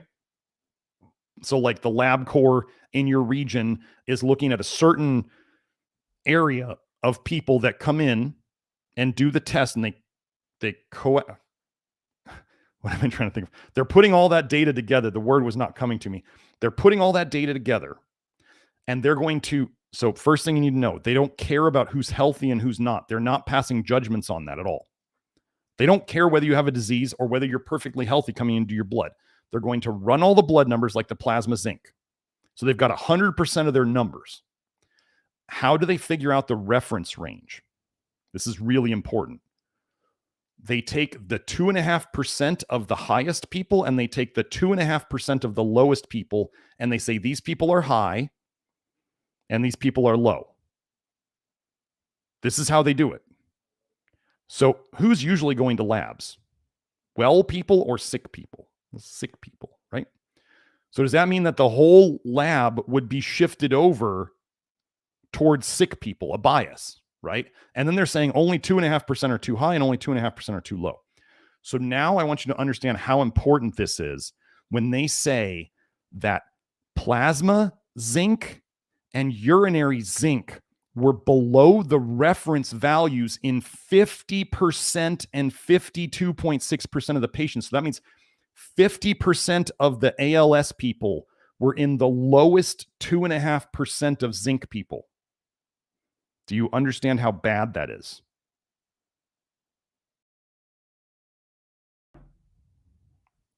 And then you've got people out there, the pro-copper people, saying that to be scared of zinc supplements. It's, oh my God, oh no.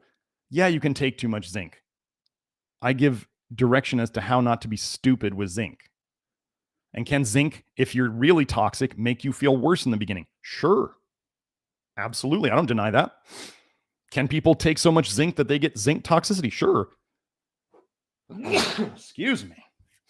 So yeah, I'm not denying any of that. How about getting the right amount of zinc? What could that do for somebody? Oh my gosh. Imagine that. Imagine testing. Thank you, Zendog. So now, if we see that intake is low,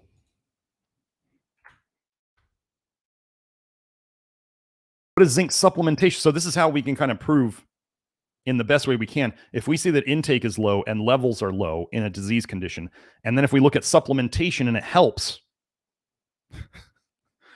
and then people will be like, but this hasn't been proven yet. And you're like, well, this is the best we can do. And you can wait for them to prove it.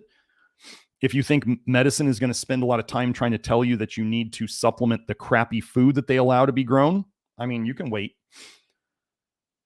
The effect of zinc supplementation on circulating levels of brain-derived neurotrophic factor, BDNF, a systematic review and meta-analysis of randomized controlled trials. So first, let's connect BDNF. The purpose of this systematic review and meta-analysis was to determine, did I do this one? I don't know. I'll copy and paste it again.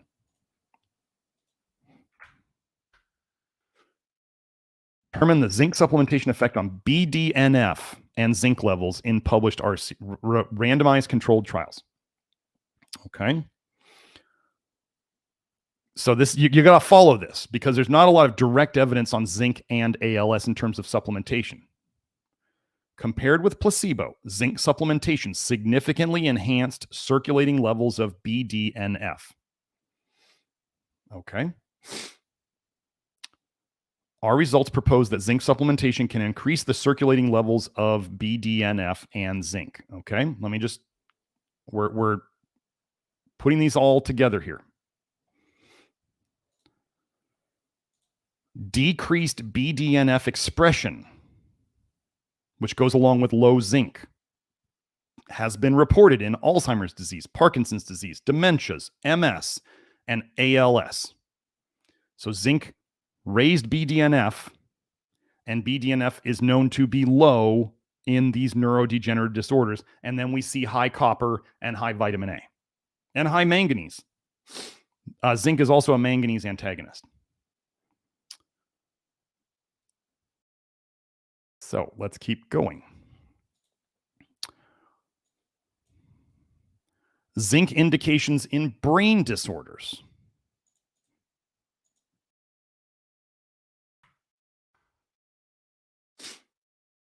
Zinc, and then you got these people out there saying, be scared of zinc. Zinc is the authoritative metal which is present in our body.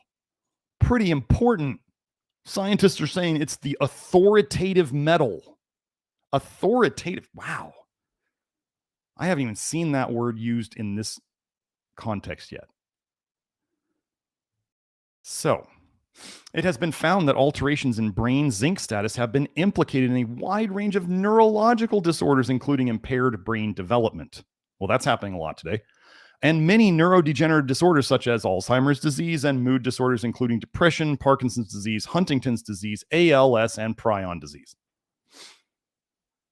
You zinc haters are shooting yourselves in the foot. Really. You really are. I'm sorry. You're wrong. Oh, and I love this. Furthermore, zinc has also been implicated in neuronal damage associated with traumatic brain injury, stroke, and seizure. Do you think that if you were deficient in zinc and then all of a sudden you have traumatic brain injury, stroke, and seizure, it's going to be worse? Yeah. What they'll try to say in these studies is like, oh, we found more zinc spilling out of the cells, but then they don't measure the copper spilling out of the cells and the vitamin A spilling out of the cells and the manganese spilling out of the cells. They're just trying to badmouth zinc. So they talk about deficiency and then they try to gaslight zinc homeostasis. It's not zinc homeostasis, it's deficiency. They just showed zinc status. Zinc status is... So let's go to the next one. Niacin. Okay. I'm going to talk about something here. I searched for niacin, but you need to understand. When I say niacin, what I drank in my drink that I've got here, my coffee cup that I've had since college. I've had 3 of these since college. Oh, we still got some left.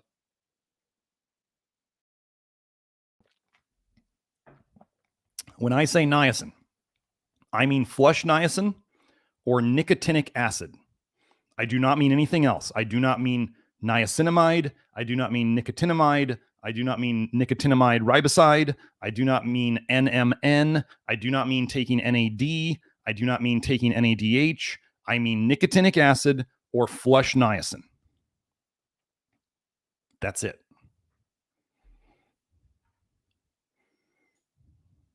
So let's go into this now. So in the research, they tend to glom them all together. Okay.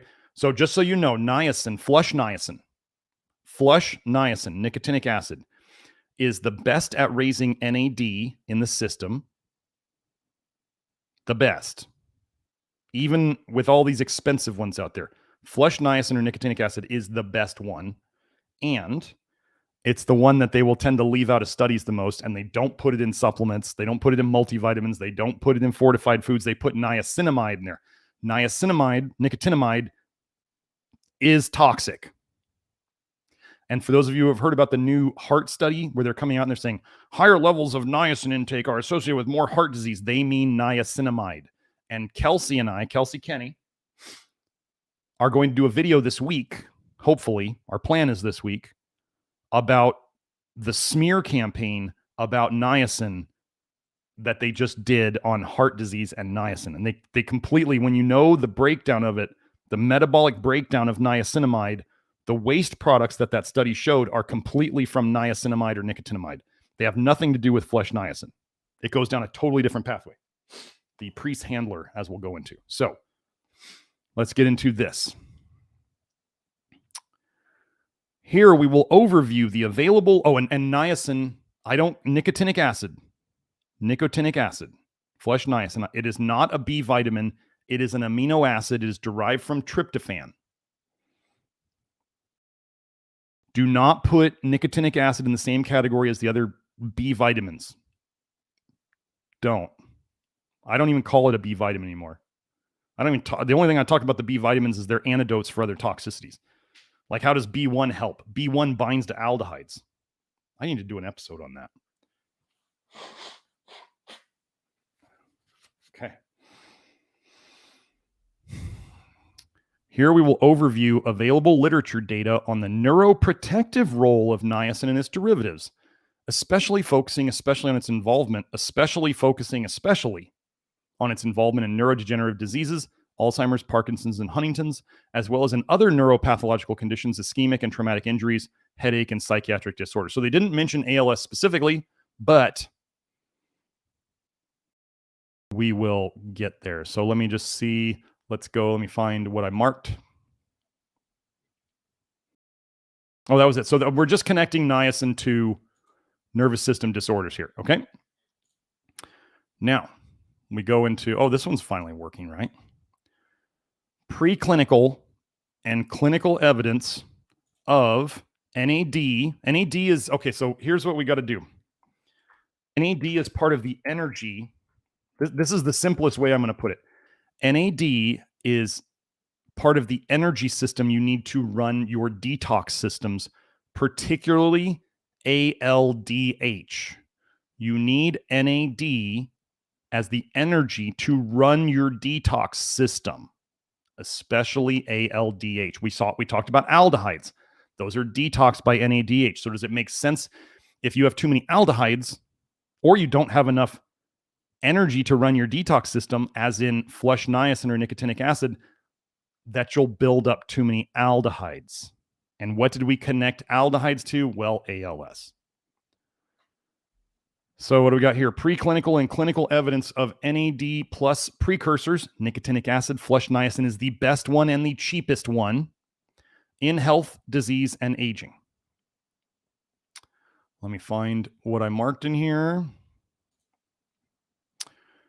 Furthermore, reduced NAD and or impairment of the NAD synthetic pathways, the body making them is what they mean, have been reported in Alzheimer's disease and other common neurodegenerative diseases such as Parkinson's disease, Huntington's disease, and ALS. Interestingly, impairment of the NAD mitophagy axis is likely a common cause / risk factor of these diseases. Did I have anything else in this one? Nope, that's it for this one. Okay. So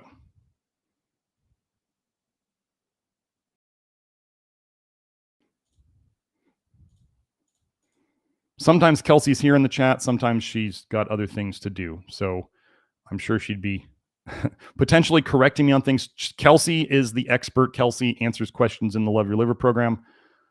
Kelsey is actually getting trained by me to be another one of my practitioners right now. So yeah, Kelsey and Hope are getting trained to be new practitioners for me in the Love Your Liver stuff, which is pretty cool. Super exciting.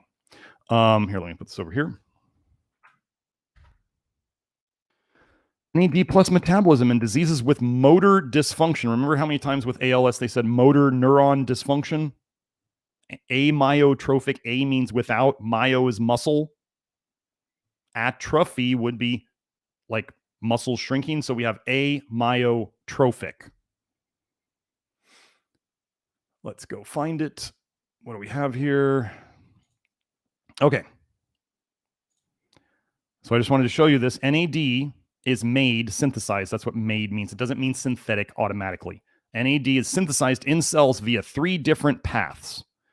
the de novo, which is from tryptophan. So your body, you eat tryptophan, and your body can turn it into niacin, which is then used for making NAD.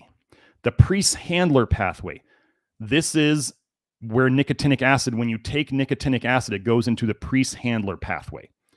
Or the NAD plus salvage pathways. This is nicotinamide, niacinamide, that stuff. Okay, NAD plus salvage pathways. But as Kelsey talks about, there's the new study that just came out, like I told you about, niacin supposedly increasing heart disease due to the metabolic waste byproducts. Those are metabolic waste byproducts of nicotinamide, niacinamide. The NAD plus salvage pathway is nicotinamide, niacinamide. And they say here, with the salvage pathway being the primary producer of NAD plus in mammalian cells. Well, you're going to want to check this next part out. That they just told you that they think that's good for you. Okay, NAD plus precursors, which nicotinic acid or flush niacin is one, and antioxidants for the treatment of amyotrophic lateral sclerosis.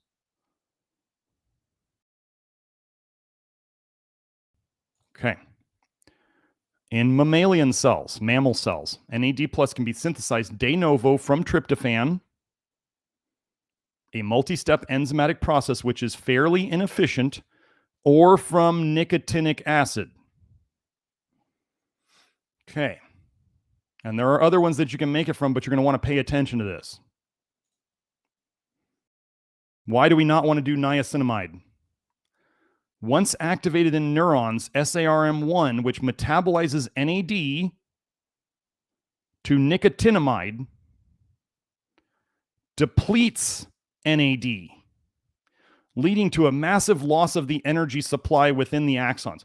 Once activated in neurons, SARM1, which metabolizes NAD plus to nicotinamide, depletes NAD, leading to a massive loss of the energy supply within the axons. Nicotinamide, niacinamide, is what they put in supplements. It's what they fortify foods with.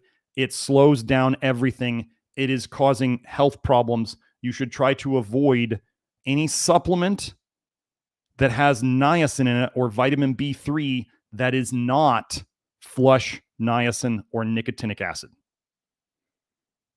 I am not a fan of B complexes. They all have niacinamide in them. Your fortified bread all has niacinamide in it. Your energy drinks all have niacinamide in them. They will avoid putting flush niacin in there because they don't want people to freak out if they flush. Flushing is not that big a deal, folks. It's not that scary, and it's actually an accelerated detox process. I went over this several live streams ago. It is a vitamin A detox process in the skin happening very quickly. And detox is not always pleasant, but as you do it, you should be getting better, not worse. We've talked about this a bunch before. So, nicotinamide, niacinamide is not good for you. We don't need to put more of it in. Okay, it's part of the whole pathway, but don't add it. And we have detailed instructions about how to use flush niacin or nicotinic acid, the same thing, with buffering instructions, with binding instructions like charcoal, all written by Kelsey Kenny in the Love Your Liver program. So if you hear me here and you decide to start supplementing a bunch of flush niacin or nicotinic acid and you cause yourself problems because you won't spend the $99 for a year worth of membership in the Love Your Liver program, and you cause yourself problems, I'm not taking any responsibility for that because I give instructions. Kelsey gives instructions.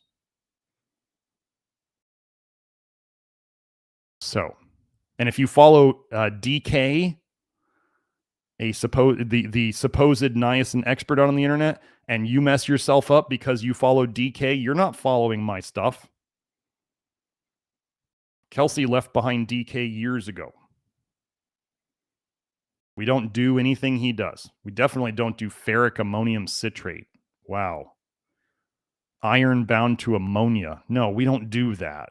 So if you want to do his stuff, go do his stuff, come back and find me when maybe it works out, maybe it doesn't. Just Andy said, so when they say fortify with niacin, they mean niacinamide. Absolutely.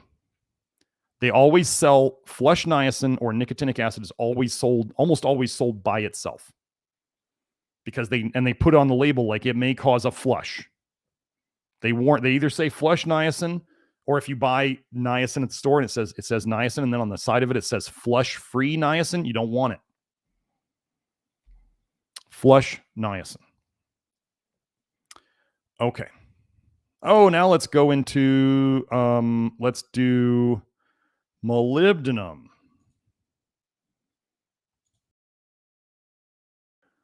This is going to be super fun. So almost nobody out there supplements molybdenum right.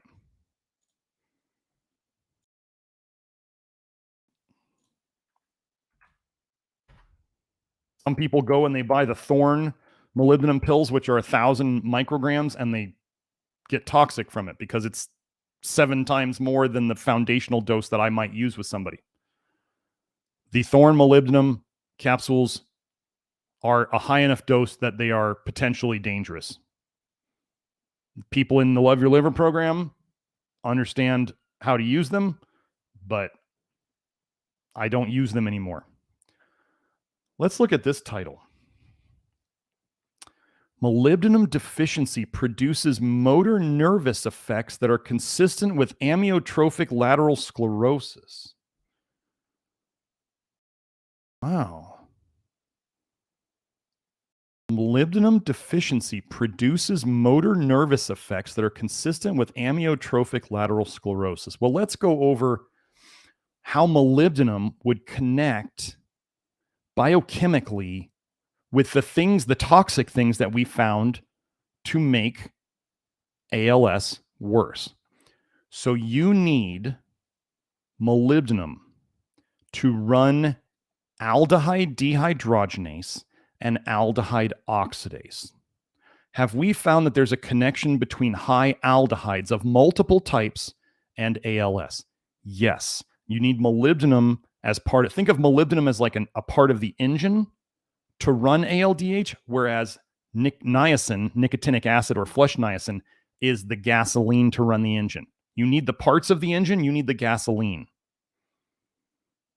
We address all of these things. So, to get rid of aldehydes, you need molybdenum. Oh, vitamin A turns into retinaldehyde, and it goes through aldehyde dehydrogenase and aldehyde oxidase. Oh, so you need molybdenum to detox vitamin A. Have we connected vitamin A toxicity to ALS? Yes. Have we connected copper toxicity to ALS? Yes. Do you need, well, molybdenum is a copper antagonist. So molybdenum would help you kick copper out of your system. So that connects. Let's see. You need molybdenum for sulfite oxidase. I didn't connect sulfur toxicity to ALS here, and I don't have the time to do it, but sulfur is toxic, folks. You want to minimize your sulfur. The only sulfur you should really be getting in terms of main sources is from muscle meats. You should not be trying to take sulfur-based supplements or eat cruciferous vegetables or eat garlic and onions because they're high in sulfur. They make you stink, and people think that garlic and onion breath and body odor stinks because that's your instinct to avoid sulfur. Don't try to force sulfur into your system. You're just causing problems. So, I'm trying to think if there's any other connections. No,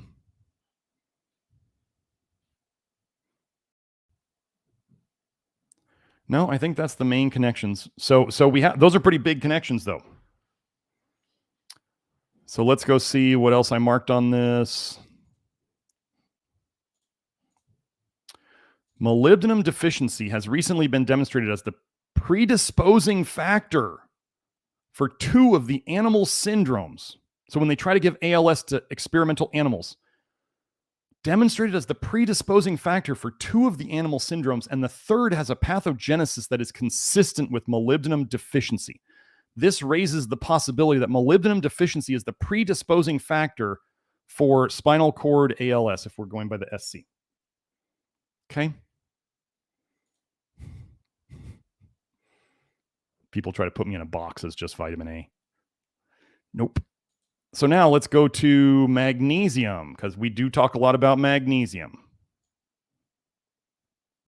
Oh, well, we got a lot of stuff marked in this one, because this is the only magnesium paper. Oh, wait, no, that's... Nope, let's do this. I forgot to highlight the thing. Okay. We love magnesium. If you haven't seen, Joe, you may want to show my my live stream on topical magnesium. We make a great magnesium lotion. I consider topical magnesium or transdermal magnesium the type of magnesium you absorb through your skin to be 10 times as effective at raising magnesium levels than pill magnesium or food magnesium. And this is another one of the 6 minerals that we focus on in this whole process. So here we go. A low magnesium intake has been suggested to be associated with ALS in pathological and case control studies. We have anything else on this? One possible risk factor for ALS is a low magnesium intake, which has been suspected since the 1970s, when low levels of magnesium and calcium were found in the soil in areas with a high ALS incidence. Since then, a lower magnesium content in bones and ligaments have been found in post-mortem after-death analysis of ALS patients compared to controls, and a high magnesium intake has been reported to be modestly associated with a lower risk of ALS in a case control study. That's enough for me. Take your magnesium. Buy my magnesium lotion. It's amazing. But I have a whole video here on my YouTube going over all the different topical approaches with magnesium, and then there's even more inside the Love Your Liver program. So now let's go into potassium. We talk a lot about potassium.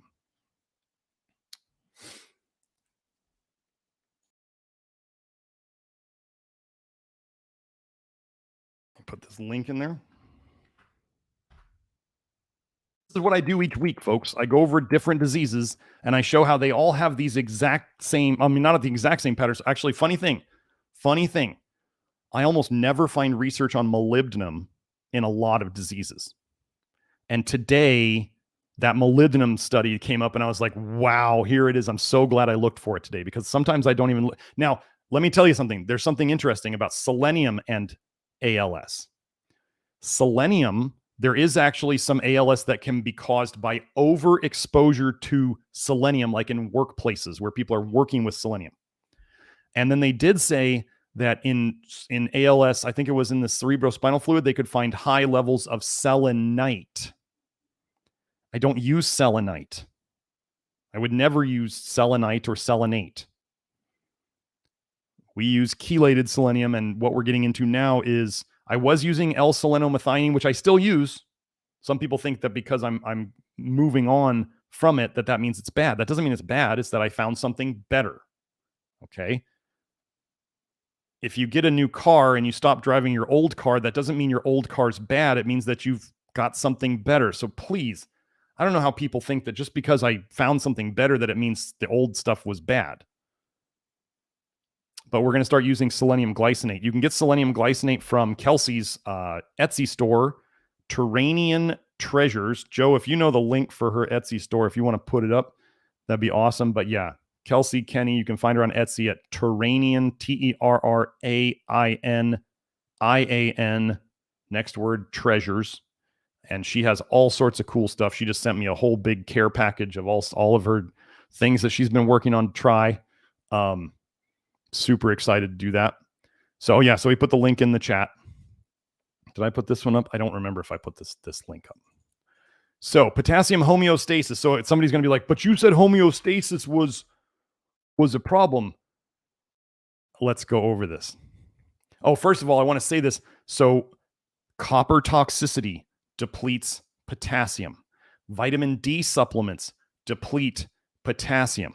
Vitamin A toxicity blocks potassium channels. Let me repeat that again. Vitamin A toxicity blocks potassium channels. So when we get into this, you're going to see some patterns. Hopefully you'll recognize it from what I'm telling you. Likewise, abnormal, well, I can't see it. Abnormal, let me see. Abnormalities in potassium channels, like blockages, have been reported in neurodegenerative diseases, including amyotrophic lateral sclerosis, a lethal neurodegenerative disease commonly called Lou Gehrig's disease, and Parkinson's. So, wow, they're finding problems with the potassium channels. And I'm telling you, toxicity causes problems in potassium channels. This is wild. It's like the toxicity is causing what looks like a deficiency. I have a huge section on potassium supplementation in the Love Your Liver program. Potassium channel abnormalities are consistent with early axon degeneration of motor axons in this mouse model of ALS. Potassium channel abnormalities, you don't say. The underlying pathophysiology of the disease is complex, but electrophysiological studies of peripheral nerves in ALS patients, as well as human autopsy studies, indicate that a potassium channel dysfunction or loss is present early in the symptomatic phase. Toxicities show signs early, folks. Then they develop into full-blown disease. This revealed that the motor axons in the ventral roots of pre-symptomatic, these genetic model mice, already show a disruption in juxtaperonodal Kv 1.2 potassium channels early on. Our data suggests that the potassium channel abnormalities observed in pre-symptomatic G127X, rather than representing a specific pathophysiological mechanism targeting potassium channels, most likely reflect early axonal degenerative changes consistent with the dying back phenomenon observed in other ALS models. Well, they're saying rather than representing a specific pathophysiological mechanism, they don't want to talk about toxicity. They will do anything they possibly can to not talk about toxicity. They think that the axons are degenerating before there's a mechanism. Do you understand how they lie to you? They lie to you all the time. There's a cause as to why these would degenerate. Maybe it's toxicity. Oh, you know what I need to go into? Here, I'll do that in a second.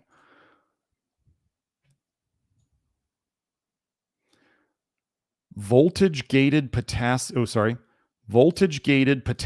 channel antibodies in amyotrophic lateral sclerosis. So antibodies are something your body makes to protect you from poisons.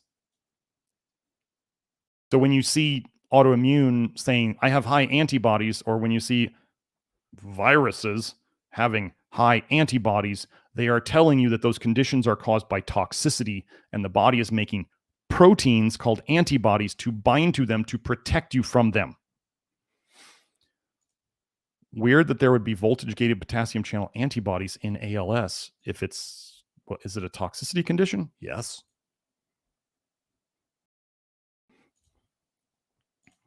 We present the finding of elevated potassium channel antibodies in a cohort of patients. Do you think maybe the body's trying to protect these things from the toxicity? In a cohort of patients with ALS, and demonstrate a higher number of abnormal titer levels and higher mean titer levels in ALS patients compared to a cohort of patients with peripheral nervous system disorders. A specific pattern.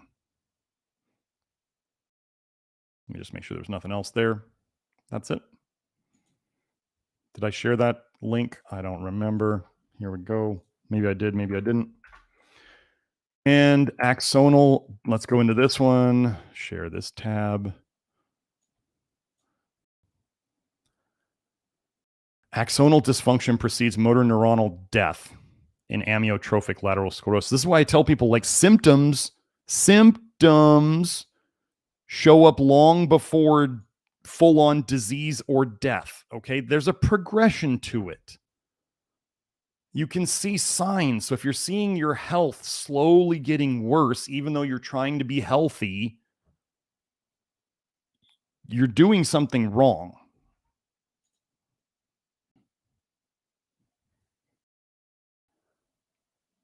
Previous excitability studies have shown increased nodal persistent sodium conductances and decreased potassium currents in motor axons of ALS patients, both of the changes inducing hyperexcitability.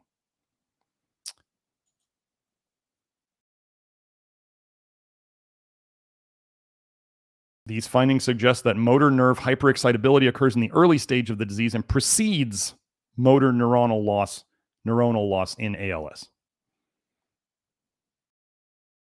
Yeah, Joe was clarifying. He said on the given page, titer refers to the concentration of antibodies against voltage-gated potassium channels in the blood of patients with amyotrophic lateral sclerosis. So let me see. Are we almost done?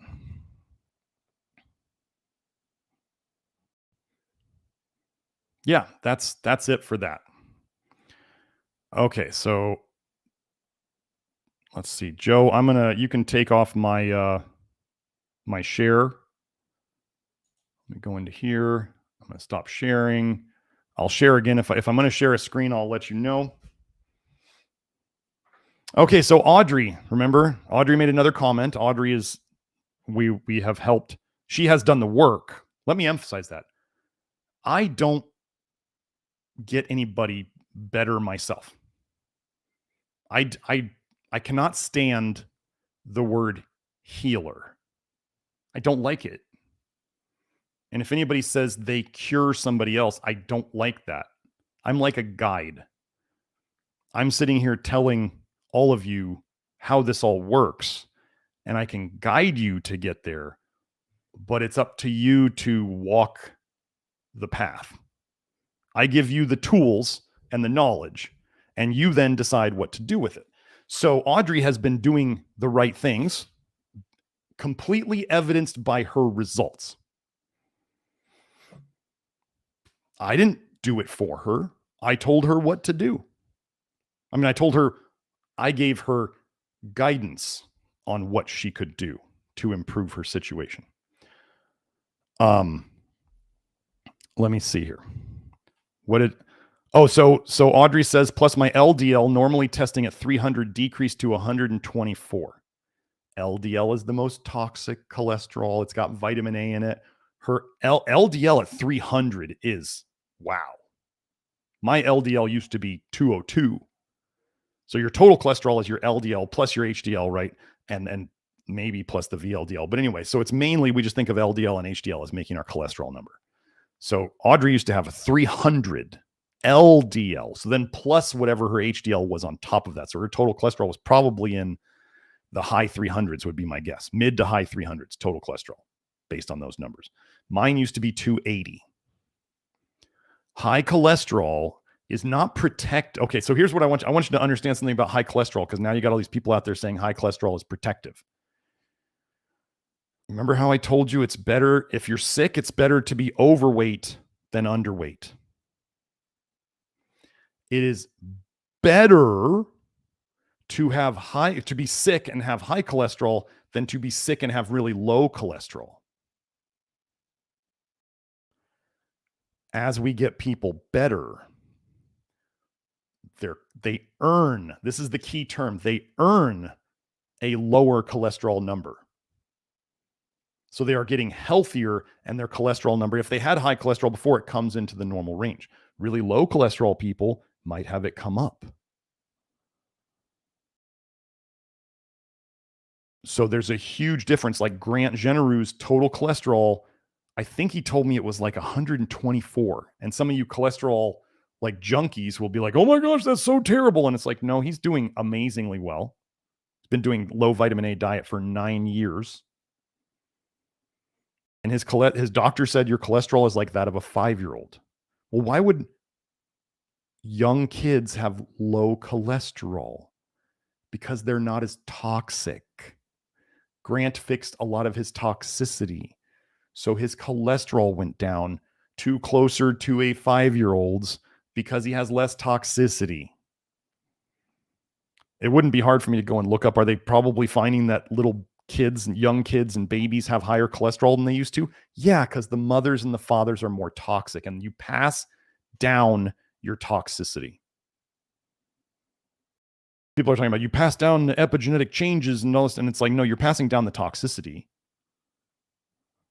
And it's going to take several generations to get out of it. So start today.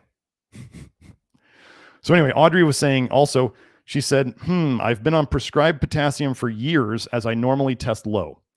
Since I've been on the detox diet for 3 years, my potassium levels are slowly increasing. We avoid the toxins that deplete potassium and block potassium channels. And we do let people take potassium as they tolerate it. And over time, as they become less toxic and they get the amount of potassium that they need, which will probably go down over time, their potassium levels and their health gets better.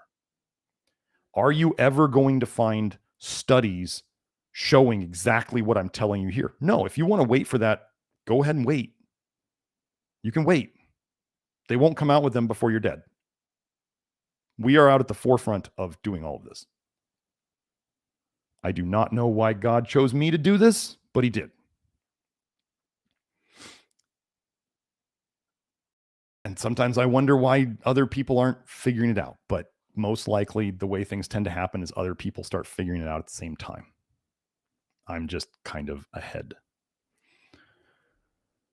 So let me go look at the, so since we're done, that's ALS. So ALS is a bunch of potential toxicities and a bunch of potential deficiencies. Where do we address all of these things? Well, that's the Love Your Liver program. So just so you're familiar, the Love Your Liver program by itself is a do-it-yourself program with the ability to converse and, like a social media chat with up to 2,000 other people who are in there. So you can bounce ideas off of them. Don't come in there trying to promote your own opinions about how all this stuff works. I had somebody come in there and they're like, iron overload causes everything. And I was like, you're going to need to read some more and stop with just that. Like if you think all health is one thing, like I went through a candida phase 2. Candida causes everything. And then you start going, well, if we all have candida in us, why don't all of us have raging candida infections? Toxicities and deficiencies, anybody? Heavy metal toxicity causes everything. Oh, no, it doesn't. So anyway, the Love Your Liver program is a do-it-yourself program.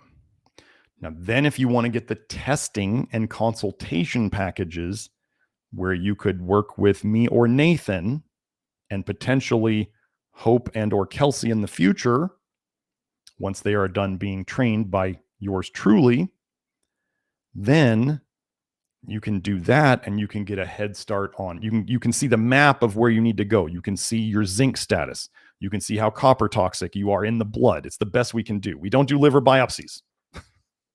Nobody does those. They wouldn't let us. And not that I want to do them anyway. But you could do, we look at your copper levels, blood and hair. We look at your zinc levels, blood and hair. We look at ferritin. We look at vitamin A in the blood. We look at calcium in the hair test, calcium, magnesium, selenium, molybdenum. We get another, so we get another look at copper. We get a look at the toxic metals. We get a look at some of the more non-essential strange metals. They call them additional elements on the TEI thing. We get to look at all these things. And we get to give you a starting point on working at it. And then you're going to experiment with some of the dosing and you're going to give us feedback. And then we can troubleshoot, because something we do that's unlike anybody else is we give 6 months of included support via small group Zoom meetings to anyone who buys a package. So it's a Zoom meeting with me or a Zoom meeting with Nathan once a week. You get to ask me direct questions about how you're feeling with what you're doing, instead of what I think is like nickel and diming by a lot of other practitioners, where let's say the practitioner tells you what to do. You go to the practitioner, they're like, oh, you have this. Here, take 20 supplements, or here, take this medication and buy now. Hope you do well. And let's say you go home and the medication causes you problems or the supplements cause you problems. So the doctor gave you something, the practitioner gave you something that caused you problems. And now you have to pay them more money to talk to them again about what they gave you causing your problems. I cannot work that way. Every person is, I've done this analogy before. It's like every person is different. We're like cars. We're all internal combustion cars. We all run kind of the same. Like the way the engine works is the same, but there's different parts. There's variations of parts. Like one part doesn't fit in a different car. It's still the same type of part, but it's different. And different cars need different oil and different cars need different gas, but it's still gasoline and it's still oil and there's still tires and there's still wheels and there's axles, but they're different sizes and different shapes. Do you understand where I'm getting at here? So we are all similar, but we are all different. And that is if you want to call it, the art of medicine. And that is helping people to figure out what works for them. When you come out of working with Nathan or I, and you actually go to the office hours, which is the included support, and you start paying attention to your body, you will become more intuitive overall, and you will start to know your body and what causes your body to do this for the better and what causes your body to do this for the worse. And those of you who are in the chat, if you want to back this up, go right ahead. You cannot help but learn your body better through this process because we are encouraging it. One of the biggest things we say is, Doc, it hurts when I do this. Well, then don't do that. Like if another practitioner gives you something and you feel like dog crap when you take it, and they're like, just keep taking it. It'll get better someday. It doesn't, does it? And then you suffer until you're sick of the stupid advice you got, and then you quit them, and then you go try to find somebody else.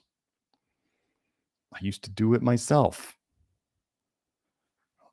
You know what I do when I see a practitioner? If I had an issue, which I don't anymore, but if I had an issue that I was going to go see a practitioner about, so here's what a lot of you will do. Even when you come to see me or when you go see other practitioners, you will come in there and you will tell the practitioner what you think the problem is and all the research you've done on the internet. And it's probably this, and I probably got this going on, and this is the mechanism of this, and this, and this, and this, and this. And you tell them all the things you think instead of, even with I want you to understand all the things I know and all the things I work on. If I were to see a practitioner, I go in there and I tell them, here's what's bothering me. And they usually know I'm a naturopathic doctor. And so they're like, well, what do you think it is? And I say, I don't want to cloud your vision with what I think it is. You ask me questions about it and I'll give you my answers. You do your investigation of it. I don't want to tell you what I think it is. Because the only reason I'm seeing that practitioner is to trust them to figure it out. Not because, obviously I didn't figure it out yet. So why am I going to tell them all the BS that I think it is? If I didn't figure it out, why would I cloud their vision with what I think it is? I could tell them what didn't work. That would be helpful. So then you don't repeat that. So it's like when people come in, they're like, I have this problem. Do you have a protocol for it? And I'm like, no, we don't do protocols. I go on the live stream every week showing the same patterns are there, but all the cars, all the internal combustion engines, all kind of run the same way and have similar parts, but they're all a little different. Different people need different amounts of zinc. You cannot tell that from a test. You cannot look at a hair test and a blood test and say, you need this much zinc. But people on the internet will be like, I saw a thing the other day. Every man needs to take 50 milligrams of zinc a day. I was like, the confidence of amateurs is the envy of professionals. Sure, just give everybody 50 milligrams of zinc. I'm being very sarcastic here. I'm not saying to do that. I have people who work with me. I have quite a few people on doses similar to that, even slightly higher than that. But we're testing. And over time, they fill their zinc stores back up and they don't need that much. So what about all the guys who just keep taking 50 milligrams for decades? Because some dude on Instagram said to take 50 milligrams a day. At some point, you refill the tank. How much do you need? I don't know. This is why we test. We don't guess, and then we address. So if you're doing it out on your own, you're kind of guessing. If you're not testing, you're kind of guessing. But anyway, let's get back into the super chats. I'm done ranting. Okay. Let me find it. Oh, Joe's putting it up. We had John Dickinson. My vitamin D is at 45 nanomoles per liter. Should I care? Well, let's get into this. You guys heard about cholesterol and oxidized cholesterol today when we were talking about ALS, right? Do you know that vitamin D is oxidized cholesterol that went up towards your skin and the sun oxidized it? Vitamin D is oxidized cholesterol. You can go look it up, 7-dehydrocholesterol or something like that. It goes up to your skin, it gets oxidized, and then it goes back into your system. Here's what I'm going to say about vitamin D. I absolutely believe that humans need sunlight or ultraviolet light to be healthy. I do believe there is an kind of like an energetic aspect of our being, and this light is part of that whole thing. I do think we need light. Light. Now, what they've sold us is that vitamin D is the magical juice that the sun gives us. I don't know that I believe that at all.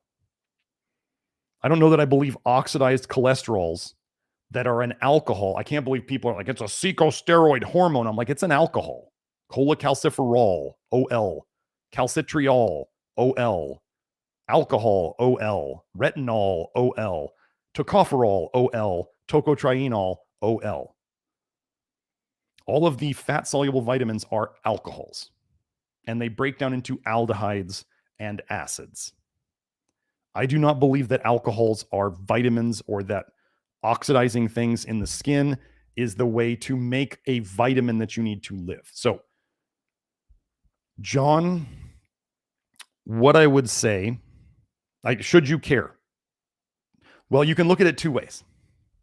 One, your vitamin D level is good in terms of the normie vitamin D ranges. You're just fine. Like I remember Mercola once was pushing for like people to get their vitamin D levels up to 90 or 100. You got to know studies on Australian lifeguards had them up around 55. So guys who lived in the sun had vitamin D levels of like 55. And then there was a time where Mercola was pushing for people to have vitamin D levels up around 90 to 100. Or was it 90 and then like 100 or 110 is like absolute known toxicity levels. That's the given toxicity level. I think on my recent labs, which I'm working on, I will be doing another video sometime soon. I'm going to get some more labs. So I'm going to have 2 sets of labs that I want to go over. So I'm waiting to add those on. I think my vitamin D was somewhere close to yours, John. Think about it this way. We definitely don't take vitamin D supplements. We do not try to eat more vitamin D like in eels or cod liver oil or eating fish in general, which are full of mercury and forever chemicals and microplastics and all that crap. So we don't try to eat vitamin A.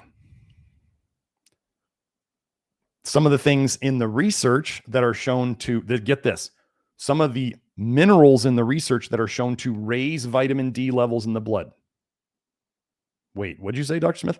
Minerals raising vitamin D levels in the blood? How does that work? Because the minerals aren't vitamin D. So zinc will raise vitamin D levels in the blood, and magnesium will raise vitamin D levels in the blood. And do you know that there's a paper out there in dogs showing that if the dogs got enough protein, they didn't get rickets? So protein is very necessary. So we have zinc and magnesium and protein for increasing vitamin D levels or increasing vitamin D function. Well, do you know what are the things that raise vitamin A in the blood that are not vitamin A? Zinc and protein. Wait, fat-soluble alcohols getting raised in the blood from zinc and magnesium and protein, where's it coming from? Well, it's coming out of your liver. It was stuck there. We know that getting proper amounts of zinc will make you healthier. Yes. Do we know that getting proper amounts of magnesium will make you healthier? Yes. Do we know that getting proper amounts of protein will make you healthier? Yes. Might these things raise the vitamin D level in your blood? Probably by increasing your bile production and improving your detox coming out of the liver. Yes. Do we believe that sunlight or ultraviolet light is necessary to be healthy? Yes. So, John, if you're doing those things and you're on a low vitamin, and what is a known antagonist of vitamin D in the research? Vitamin A. So, do we eat a lot of vitamin A around here? No. So, if you're doing these things in general, low vitamin A diet, not taking vitamin D supplements or trying to eat more vitamin D, getting tolerated amounts of sunlight or UVB, correcting your magnesium deficiency with topical magnesium preferably, fixing your zinc deficiency, making sure you're eating enough protein at absolute minimum 50 grams. If anybody out there says Dr. Smith said to eat 50 grams of protein, absolute minimum, like listen to the words coming out of my mouth and use your brain. I said absolute minimum. If you do the absolute minimum around your house, is that good enough for you? Like if you clean the absolute minimum, if you eat the absolute minimum of food, does that mean it's the best amount for you? No, you probably need more than that. I just do this especially for the ladies who don't eat very much meat or whatever. And they're like, well, I think I eat enough protein. And then you ask them and they eat like a quarter pound of meat a day. And they're like, I don't know why I'm not getting any better. I'm like, you need more protein. What do the elites want to take away from us? The good sources of protein. It's all, what do they want to give us? Vitamin A.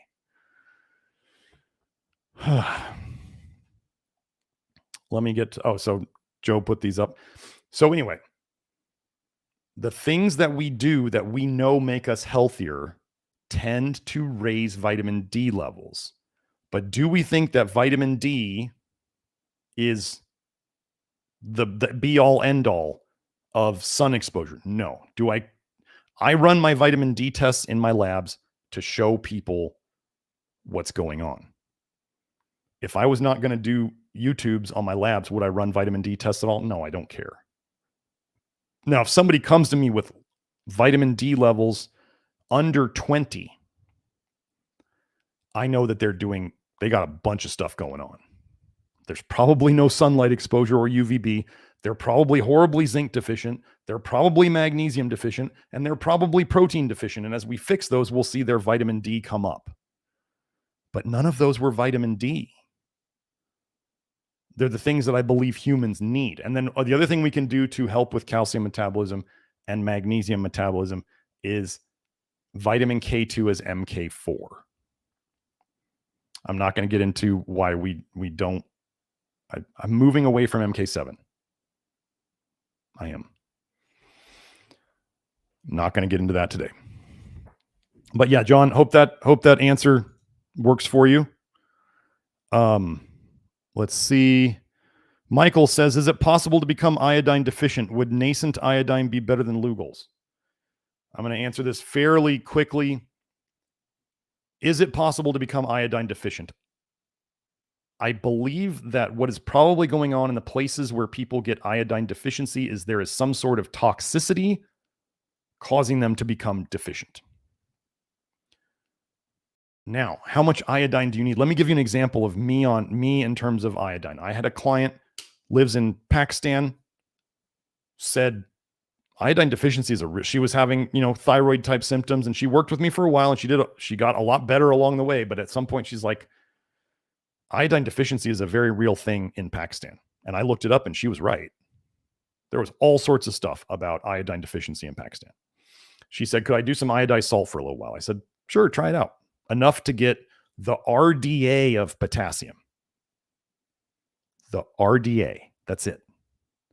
She did that. She immediately felt better. And then after I think a couple of months of doing this, she stopped the iodized salt and she maintained her results. The RDA for a couple months, and then she was able to quit it and hasn't needed to do it since. What was I saying about iodine? I think the human body is very, very good at recycling iodine, reusing it, right? Why does the body have to get rid of, if your body breaks down a thyroid hormone, right? T3 means a thyroid hormone has 3 iodine molecules, and T4 means a thyroid hormone has 4 iodine molecules. That's what the number means. If your liver is going to chew up a thyroid hormone and it frees up this iodine, what makes everybody think that iodine is just thrown away? Why can't we just recycle it, reuse it? Same thing with calcium.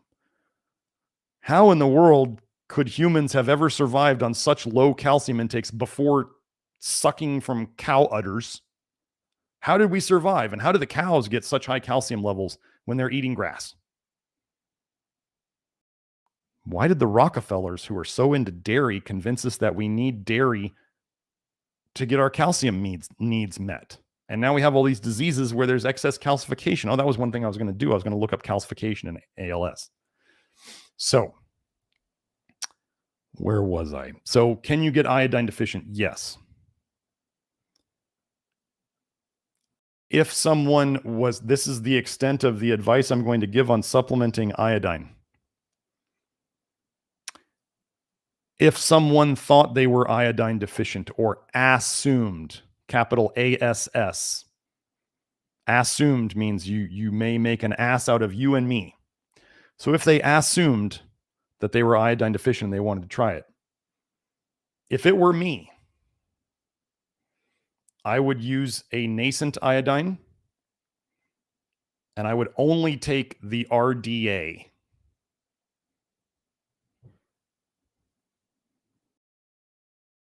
And if you don't notice big improvements in a week, you're not iodine deficient. So stop taking it. I would stop taking it. There you go. So thank you for that super chat, Michael. I do appreciate that. I would never use Lugol's. I would never use anything with potassium iodide. Never, ever, ever. But even still, the woman in Pakistan got benefits from the iodized salt, which was potassium iodide, which means the body can actually use a little bit of it, but we don't want it. They burn out thyroids with potassium iodide. That's what they use to burn out thyroids that are hyperthyroid. Don't take potassium iodide. I think I have a whole episode. Joe, I might have a whole episode here on the live stream of potassium iodide as a toxin to the thyroid. It's insane that so many people are ignoring the fact that potassium iodide is absolutely toxic to the thyroid.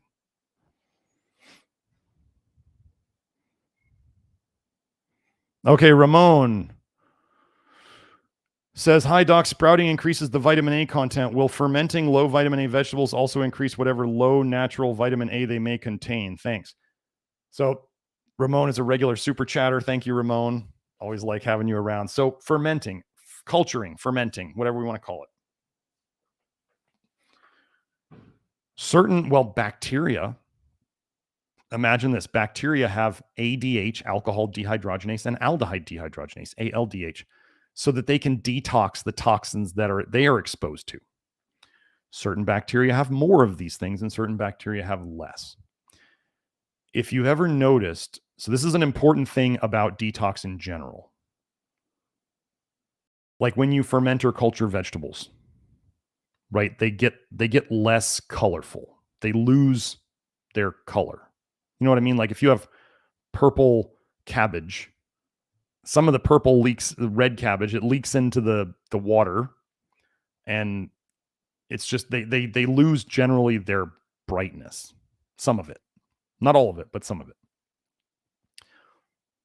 Well, let's say some of those things were vitamin A. Oxidizing. Have you ever seen signs on the road when they get oxidized? Right? They get less bright. Did that mean that the paint actually left the sign that was oxidized? The paint did not leave. The paint is still on the sign. It got oxidized and it changed color, typically becoming more pale. But if y'all don't understand that the sun, whatever the sun is doing up there is changing, have you noticed the signs that are turning black? I've seen them all the time, right? Signs are fading super fast these days. Some of them are turning black, like they're getting burnt. The sun is different these days. It used to be yellow, now it's white. Remember, as kids, we all used to paint the yellow sun on our pictures. Now it's white. Go out. I mean, don't stare at the sun, but you can easily see that the sun is white now. It's not yellow at all. It's different. Things have changed. So you do need to be careful in the sun. I mean, there are verses in Revelations about how the sun was just basically burning holes in people's skin in the end times. So whether you believe that or not is not my problem. But the people who follow things and how they're going seem to notice patterns that are matching up, for better or worse. So sprouting does germinating. Okay, so sprouting or germinating or growing plants to eat them. It's very much like, I mean, seeds do have a fair bit of chemical warfare in them, whether you're talking about nuts or seeds or whatever. They do have a fair amount of chemical warfare products in them. Plants do this. This is why we are very careful about how we pick our plants. Now, just like a human baby, when a baby's born, it can't really defend itself very well. It might be able to, when it can crawl, it could try to crawl away from danger, but it's not going to be great at that. As the baby grows and develops, it develops more defense mechanisms and even starts developing offense mechanisms. Plants do the same thing. So, but when you go from sprouting a seed into like, I never saw any, you know what? Some of the sickest people I see are the people out there sprouting seeds. They're always like the sickest and skinniest people I see. And they're like, sprouting is amazing. And I'm like, no, it's not. I just don't see it. I don't see amazing. You know what I see is people get sick of sprouting, probably because it doesn't help them, or eventually they feel worse and they stop doing it. Everybody stops sprouting because it's a giant pain in the ass. Be better to make good sourdough bread than to sprout seeds. Fermenting vitamin A vegetables. Well, fermenting low vitamin A vegetables, first of all, there wouldn't be a lot of carotenoids in them, which is good. And then as they oxidize or are processed or are detoxed by the bacteria that is growing, the vitamin A changes form. It didn't leave. You got a jar here, right? You got a jar fermented cultured vegetables and it's sealed up tight. What's leaving? Nothing's leaving the jar. Nothing left. It didn't disappear. It's like when people have orange skin from eating too many carotenoids and they stop eating so much high vitamin A vegetables. Where do the carotenoids go? They actually break down and they go to your liver. I've shown this before. They just move to your liver. They just moved. It doesn't necessarily mean they left you. People's serum retinol will not start going down. Their blood vitamin A will not start going down. If they had orange skin, their blood vitamin A will not start going down at all until their skin is not orange anymore. The body has to move it all to the liver so then the liver can start doing its work on it. So it's not going to, we're definitely not going to increase the vitamin A that's in there. It's a sealed system. I mean, technically beta carotene turns into 2 retinaldehydes. 1 beta carotene turns into 2 retinaldehydes. I'm not worried about it. Your body's going to have to do this anyway. If you're eating it, your body's going to either it can happen in the culturing thing or it can happen in your body. It's going to happen somewhere. The key thing is that you're eating low vitamin A foods to begin with. That's the key thing. So okay, here's an important thing. Let's talk about cultured vegetables. I have a whole probiotics section in the Love Your Liver program. Here's a key thing. You remember, Doc, it hurts when I do this. Well, then don't do that. If you eat cultured vegetables and you don't feel good or you feel really bloated, And let's say you try eating them for longer than about 2 weeks and you still feel bloated and you feel gross and you just don't feel good after you eat them, stop eating them. I don't care what any internet expert says. Those probiotics in there are not doing you any favors. And that's evidenced in how you feel past 2 weeks. If you're messing around with probiotics, you can give them 2 weeks to see if you eventually start feeling better. If the bad symptoms go down and the good symptoms go up, probiotics are one of the few things that can do this because they got to kick out all the old bad bacteria. And then you got new bacteria processing new things or cleaning up the garbage that wasn't there before. So probiotics or cultured foods are one thing that you can do. Now, the other thing that you could do, it's been said that like a fork of sauerkraut, one forkful, right? One cake hole full of sauerkraut contains as many probiotics as 20 probiotic pills. That's a lot, right? Do you think if there was any way of overdosing on probiotics, do you think taking 20 pills at once might be one way to do that? What if you make yourself a bowl of sauerkraut and now you're eating 400 pills worth of probiotics? Do you think that's a good way to overdose? Do you think that would be a good way to imbalance your gut? So if you're going to use cultured foods for probiotics, you just need just like one mouthful, like a bite of sauerkraut. If you're buying it at the store, it's expensive, isn't it? So this is a great way to save some money. And you're taking like the equivalent of 20 pills at one time. If you want to have kefir, a swig, that's it. And if you don't feel good doing it past 2 weeks, stop doing it. It's not everybody does well with lactobacillus. Men do better with bifido in general. A trend. Does that mean it always happens? No. Men do better with bifido and women do better with lactobacillus. That's a general trend. Does that mean that every person is like that? No. If you have a woman who's been doing like hardcore keto and carnivore and she's made her gut all putrefactive and basically destroyed all her bifido, she's probably going to need some bifido. Maybe she'll do better with some lactobacillus too. This is what I go over in my articles is the patterns of these different dysbioses and what you can do to help it. And what is the final word on it? You try it and you see how you feel. This is why I don't want lazy people doing this program.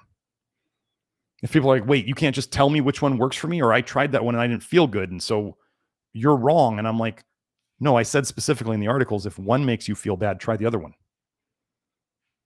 I have some people that every question, they're like, oh, I'm this type. And then they try it and they don't feel good. And then they try the other type and they feel good. And I'm like, it's just the way it is. I said this in the articles. So anyway, if you're not willing to test out things and listen to your body's feedback, this work is not for you. I have people, you want to know about the probiotic stuff? I've had people where they did the probiotic test, the poop test. They do one of these fancy gut biome tests.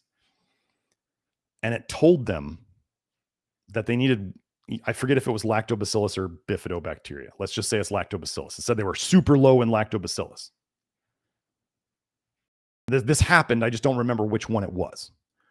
So the gentleman asked me, should I take lactobacillus? And I said, well, normally I don't use these. But I said, here's what it says. Okay, so let's try it. Let's try it. He tried it. He was like, I did not feel good at all. I said, okay, so let's try the bifido. And he tries the bifido, which was fine on his poop test. And then he felt better.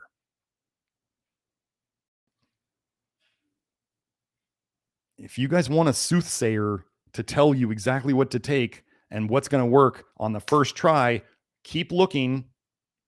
You're never going to find it. Edgar Casey is dead.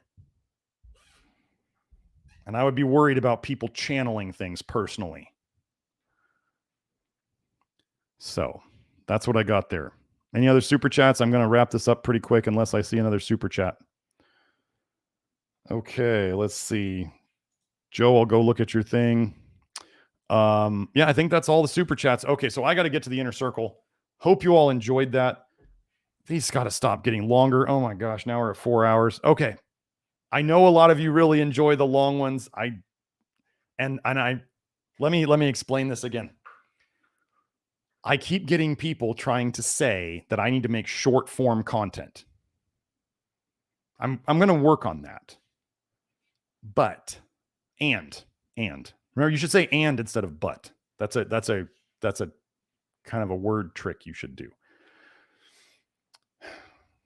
I'm sitting here trying to create this whole new paradigm of medicine and show that these patterns are the same in all these diseases. And I have to go through the research on these different subjects to show people. I'm not after the people who want the Instagram reel or who want the TikTok short or that stuff, because I have to prove this. I have the burden of proof here. I'm showing that these patterns happen over and over and over and over again. And if I just say vitamin A is bad, don't take in vitamin A, and I use some stupid examples so I can make a less than a minute short, people don't believe that. And what do people want out there? They want pretty characters. They want, this is just, we're doing something completely world changing here. I'm very happy you guys are here along with me. Thank you for your trust. Thank you for doing it and getting the results over and over and over again.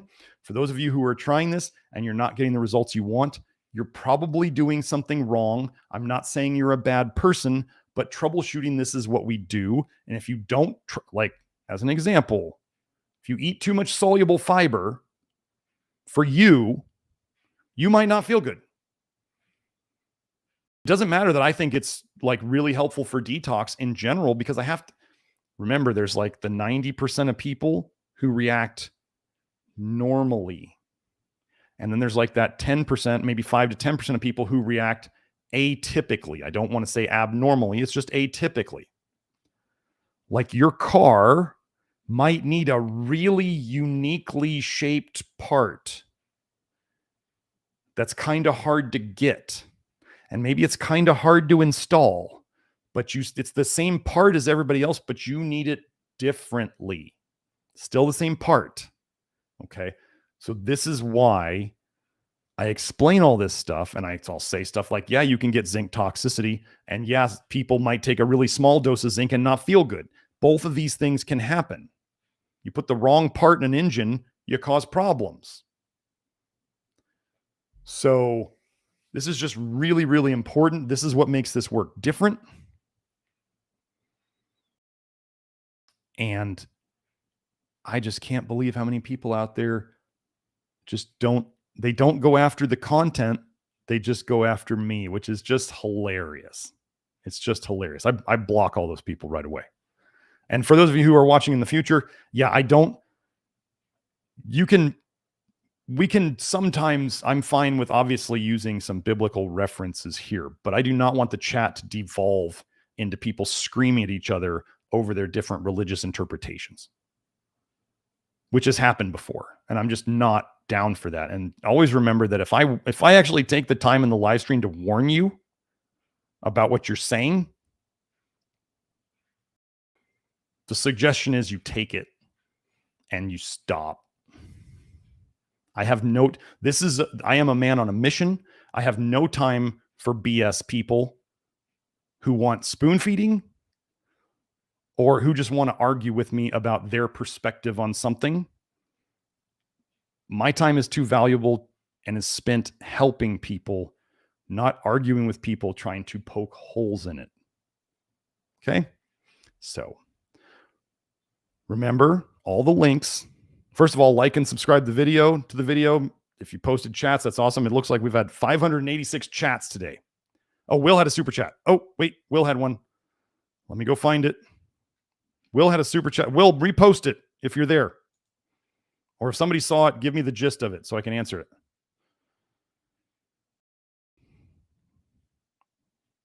Will, if you're still here, just repost it. I'll see it. You don't have to re-super chat. Just post it. I see that you're still in the chat. Okay. Oh, God. Danny S. would like to know if you know anything about biphasic sleep, like what they did in the Middle Ages. Okay. So biphasic sleep, oh my gosh, is like it's people sleep 2 segments in the day.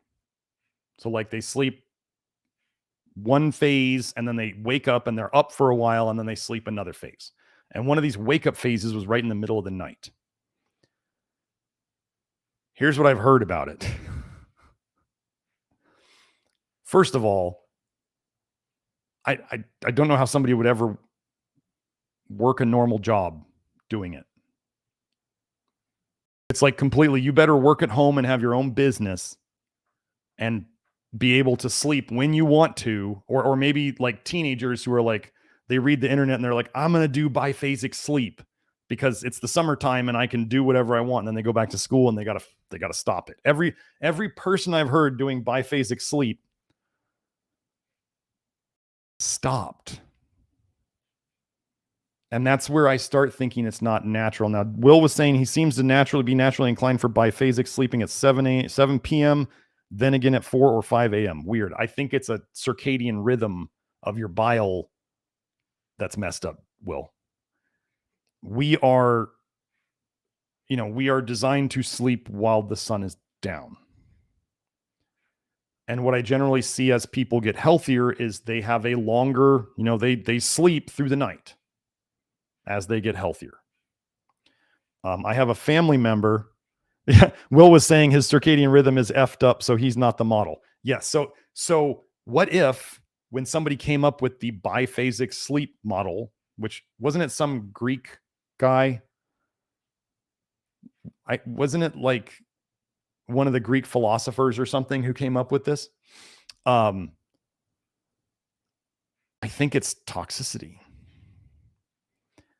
And anybody who's toxic knows there's like the 3 a.m. wake up, like you go to sleep, and then really commonly that 2 to 4 a.m. wake up. And a lot of people can't fall asleep between there, and then they fall asleep and they sleep until the morning. And that's super common. As we fix toxicity, we see people sleep through the night better. And we're not having to try to like drug them to sleep through the night. So, and then, yeah, Zendog was saying it's all messed up with daylight savings time and 12 months instead of the 13 months calendar. Instead of the lunar calendar, we got the sun calendar. They have tried to mess us up in all sorts of ways.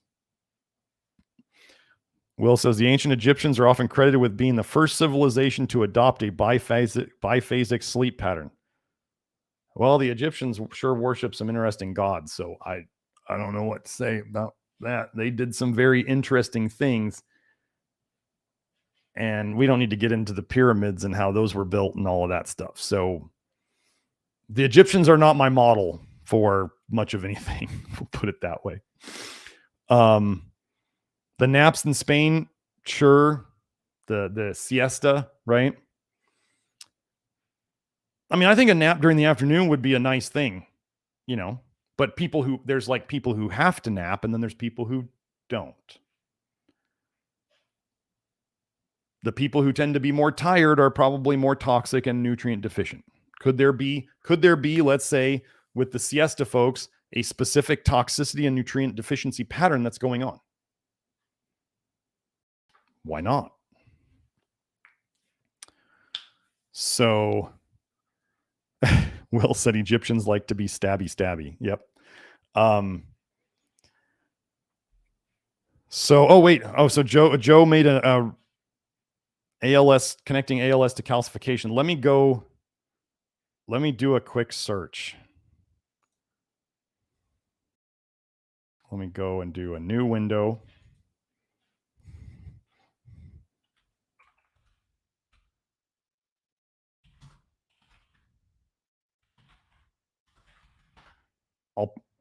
I'll save this.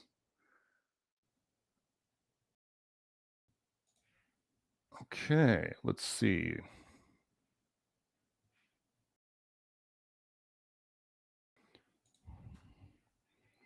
Okay, so Joe is posting his stuff in the chat, but here's what he came up with. Will says I'll never leave. No, it's when people give me, I did forget the calcification thing. Joe says, Joe, this was an AI thing that Joe did asking about calcification in MS. While the primary focus has been on the degeneration of motor neurons, recent studies suggest that muscle and bone deficits may play a significant role in the progression of the disease. Specifically, there is evidence of hyperactive intracellular calcium signaling. Hyperactive. And mitochondrial dysfunction in skeletal muscles, which can lead to defects in muscle-bone crosstalk. Well, that's some gobbledygook. Let me get into what I found. Joe, I'm going to share my screen again. Let me find that.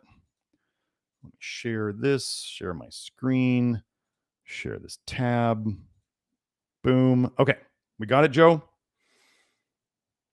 Or somebody send a heart or something to let me know that I got it. Okay. What do I talk about? Calcification. How do I show you that things are being stored? What's the word we use? Accumulation. Oh, we hit 4 hours. Very good. Well, no, we started a half hour late. Effects of intracellular calcium accumulation on proteins encoded by the major genes underlying ALS. Intracellular calcium accumulation. I mean, come on now. Come on. No.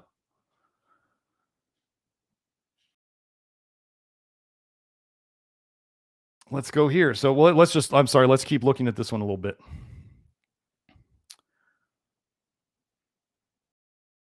Excitotoxicity, which you guys may have heard of with like MSG and stuff like that, is strongly suspected to play a role in ALS pathogenesis. Excitotoxicity is defined as neuron damage due to excessive intake of calcium ions by the cell. What does vitamin D do to the calcium in your blood? Oh, it raises it. What does vitamin A do to your bones that raises the calcium in your blood? Vitamin A strips calcium out of your bones and puts it into your blood. Copper toxicity is associated with increased calcifications and increased blood and hair calcium. What things are we fighting? Oh, and what is the antagonist of excessive calcium accumulation? Magnesium. Do we have evidence of magnesium being low and zinc and magnesium supplementation helping ALS? Yes. Does this all fit? Do you see how it all fits? Oh, Kelsey made it because I've been on here long enough. So,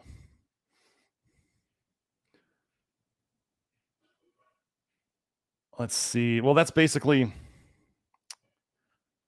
intracellular calcium accumulation causes a decrease in the levels of these, blah, blah, blah, blah, blah. Okay. This is not that exciting. Let's go into here. A quantitative study of intracranial calcification in dementia of the Alzheimer type. Intracranial, inside your skull calcification. Do you remember how? Oh, sorry. Let me get that link for you if I didn't do it. Let me get this link. There we go.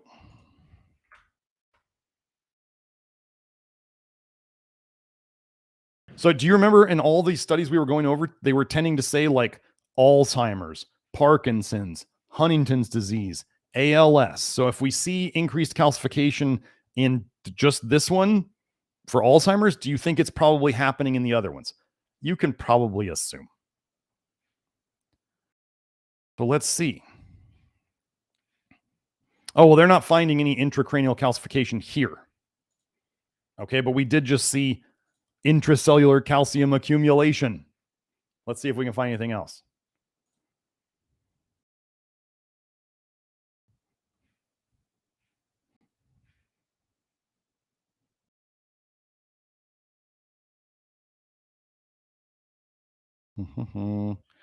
Let me go look on PubMed itself.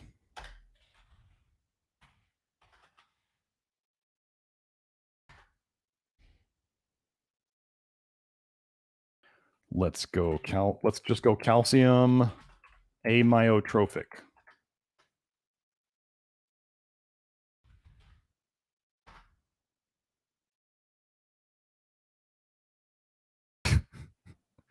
Calcium in the pathomechanism of ALS taking center stage. Wow, that sounds pretty important.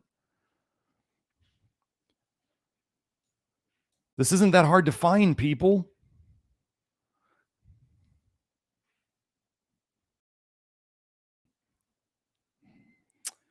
Calcium ions may act as a common denominator and through a positive feedback loop or toxicity loop may combine the individual pathological processes into a unified escalating mechanism of neuronal destruction.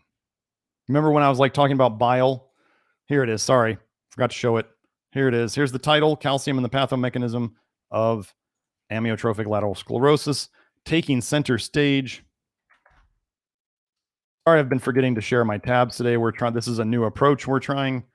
Yeah, calcium ions may combine the individual pathological processes into a unified escalating mechanism of neuronal destruction. This is like the other day when I was going over, what's the one I was going over? Oh, where anaphylaxis, where they actually showed they were like the bile is just gross destruction, just massive destruction of the intestinal lining.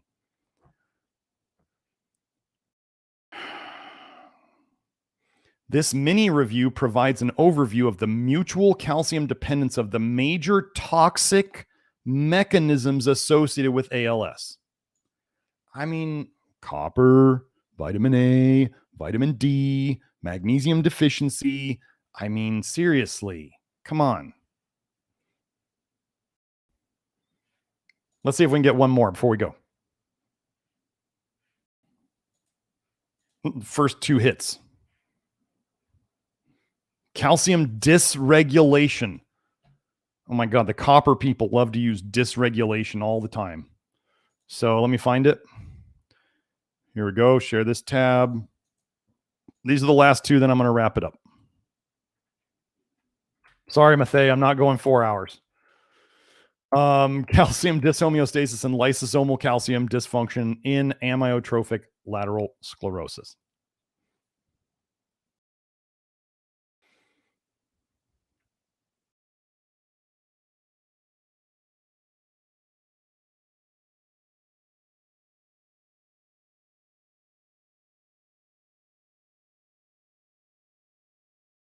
Well, this is not very exciting. But they just, whenever you see dysregulation, it means that there's too much of it. There could be too much in one place and not enough in another place. So that one's not very exciting. I'm going to ditch that one.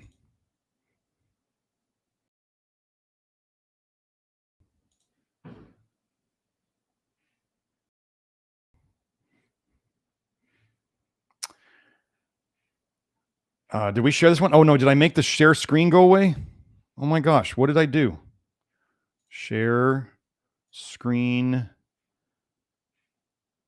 Where's the calcium one? There we go. Okay, I think we're back. So I wanted calcium dysregulation. Oh, sometimes, Joe, I know what I'm hitting. The stop sharing and the share this tab are right next to each other. So sometimes I'm hitting the stop sharing and it's killing it. Okay.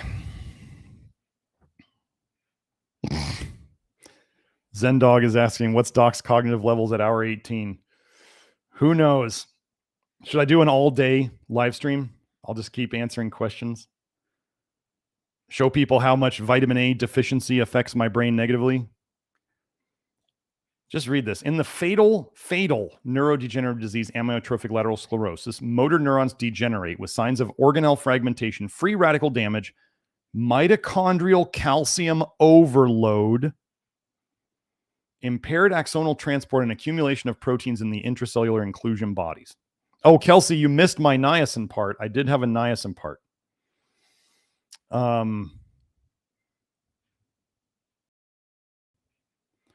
This review introduces the hypothesis of a, quote, toxic shift of calcium within the endoplasmic reticulum mitochondria calcium cycle as a key mechanism in motor neuron degeneration, and discusses molecular targets which may be of interest for future ERMCC modulating neuroprotective therapies.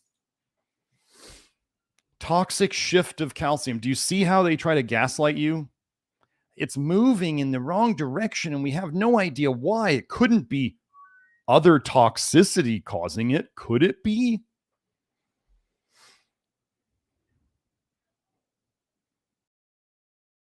Gosh, if things were affecting calcium-gated calcium channels. Oh, wait, does EMF affect calcium channels? Yes.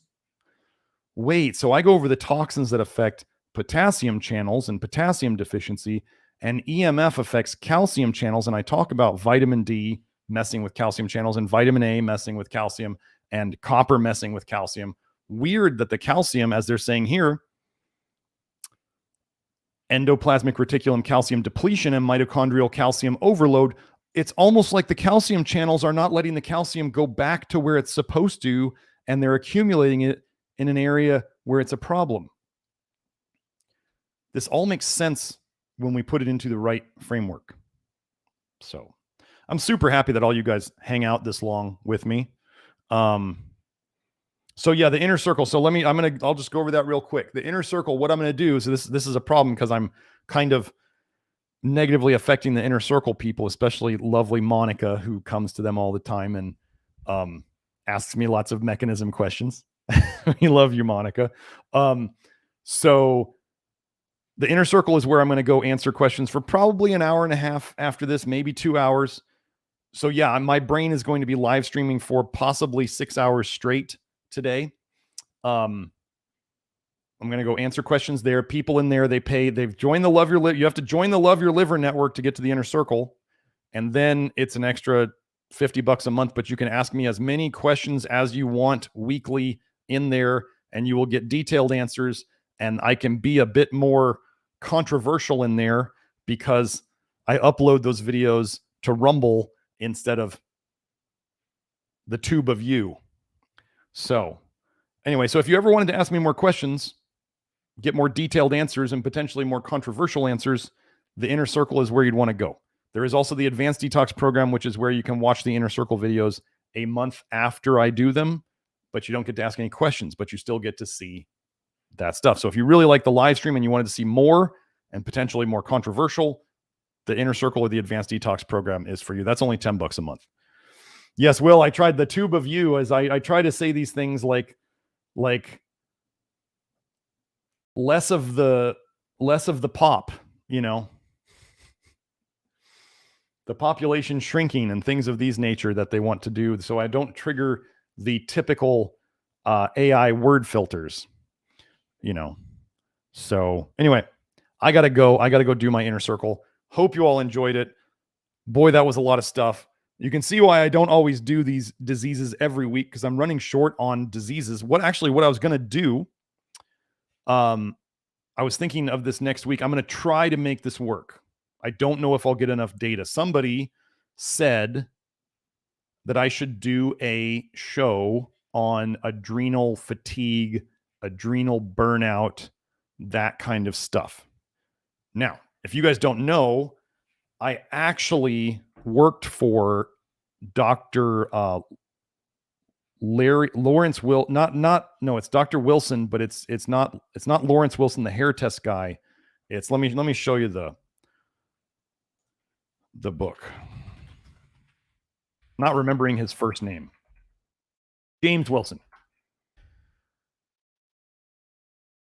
I worked for the guy who wrote this book, Adrenal Fatigue. Let me share this one. Okay, so Joe, I'm not suggesting you buy this book. He actually treats people with organ meats. I think he's a good guy. He's a PhD and a naturopathic doctor and a chiropractor. He'd see ND, DC, PhD. Super smart guy.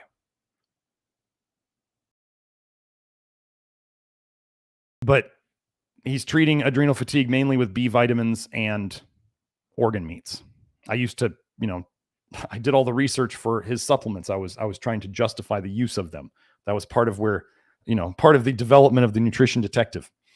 So anyway, I'm just going to let you guys know I'm going to do what I can on that topic. I think it's a great topic. It all plays into, you don't want to remember the whole system is connected. So you don't want to think, oh, it's just my adrenals. Oh, it's just my thyroid. Oh, it's just this. It's your freaking liver and the toxic bile that is leaking into your system that is then damaging the various organs. And when you get more damage in a certain area, or if you have a weak link in a certain area, or it's a certain toxin, or it's a certain deficiency, or it's a certain pattern of all of them together, then you see the pattern showing up in one area more than another. And if you continue down this road, you will start to see more things failing as the same toxicity breaks the first weak link in your chain, and then it breaks the second weak link in your chain, and the third weak link in your chain, and the fourth, and on and on and on. So adrenal fatigue is a thing, but you got to know, like, you going and searching PubMed for adrenal fatigue. Like, do you remember when modern medicine used to not even admit fibromyalgia was a thing? Right? They were like, that's not a thing. We're not going to study that because it's not a thing. And then they gave it their fancy name of I always forget this name, and myoencephalgic ME, right? Isn't ME myalgic encephalomyelitis or something like that? It's a name that I was just like, fibromyalgia works for me. And I did that whole show on it. Joe, you may want to post the link where I showed fibromyalgia or myalgic encephalomyelitis, I believe is what it was. I did a whole show on it, and I showed the exact same patterns that I just showed here for ALS. So it's always been your liver. You just see and feel different things break down. It's always been the liver. It's always been the toxic bile. It's always been the toxicities. It's always been the deficiencies.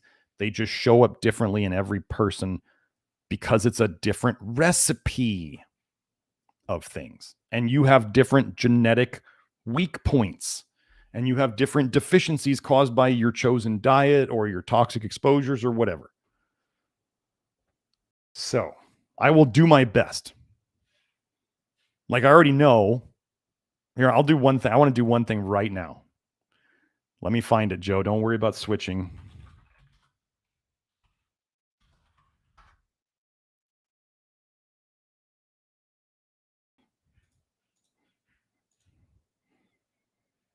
So this will be a taste of it. So Joe, let's switch to this one. So Cushing's is hypercortisolism, too much cortisol, right? Addison's is like Addison's adrenal fatigue, like low adrenals. Cushing's is hypercortisolism, thinks cortisol, too much. Cushing's, cortisol. Retinoic acid prevents high cortisol. So vitamin A prevents excessively high cortisol. So what does that mean vitamin A does to your cortisol levels? Probably. Do you think it lowers your cortisol levels and prevents your ability to make enough of it by damaging your adrenals? Just that. So we can connect. I've done this connection before. So yeah. Vitamin A, retinoic acid, inhibited cell proliferation, and after prolonged treatment, increased caspase 3 activity and induced cell death in adrenocorticotropic hormone secreting cells. In adrenal cortex cells, retinoic acid inhibited corticosteroid production and cell proliferation. The anti-proliferative action and the inhibition of ACTH and corticosteroid produced by retinoic acid were confirmed in vivo in live mice in experimental ACTH secreting tumors in nude mice. Vitamin A crushes your adrenals. So this is like, we'll go over this next week. I know ABC is asking me to go over Wilson's. I just don't know if I'm going to have that much on Wilson's because Wilson's is a genetic thing. So vitamin A ruins your adrenals. So I've known about this study for a long time. And this is why people who do the Love Your Liver detox program get more energy, because we avoid retinoic acid.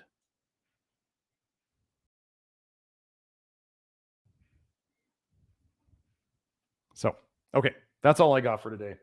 I'm going to wrap this up. Let me see. Let me find the right one. Okay. So hope you all enjoyed it today. I'm going to go do the inner circle now. Maybe I'll go get some water first, and then I'll go do that for another hour and a half. Hope you all enjoyed it. Sorry it's long. I'm trying to make them shorter, and then all of a sudden I make them longer because I'm getting more and more things connecting. I really appreciate that you guys like it long. We're going to try to figure out how to shorten it up or how to take the best short pieces and make them. So have a great week. We'll see you next week for the adrenal show. Okay? Bye now.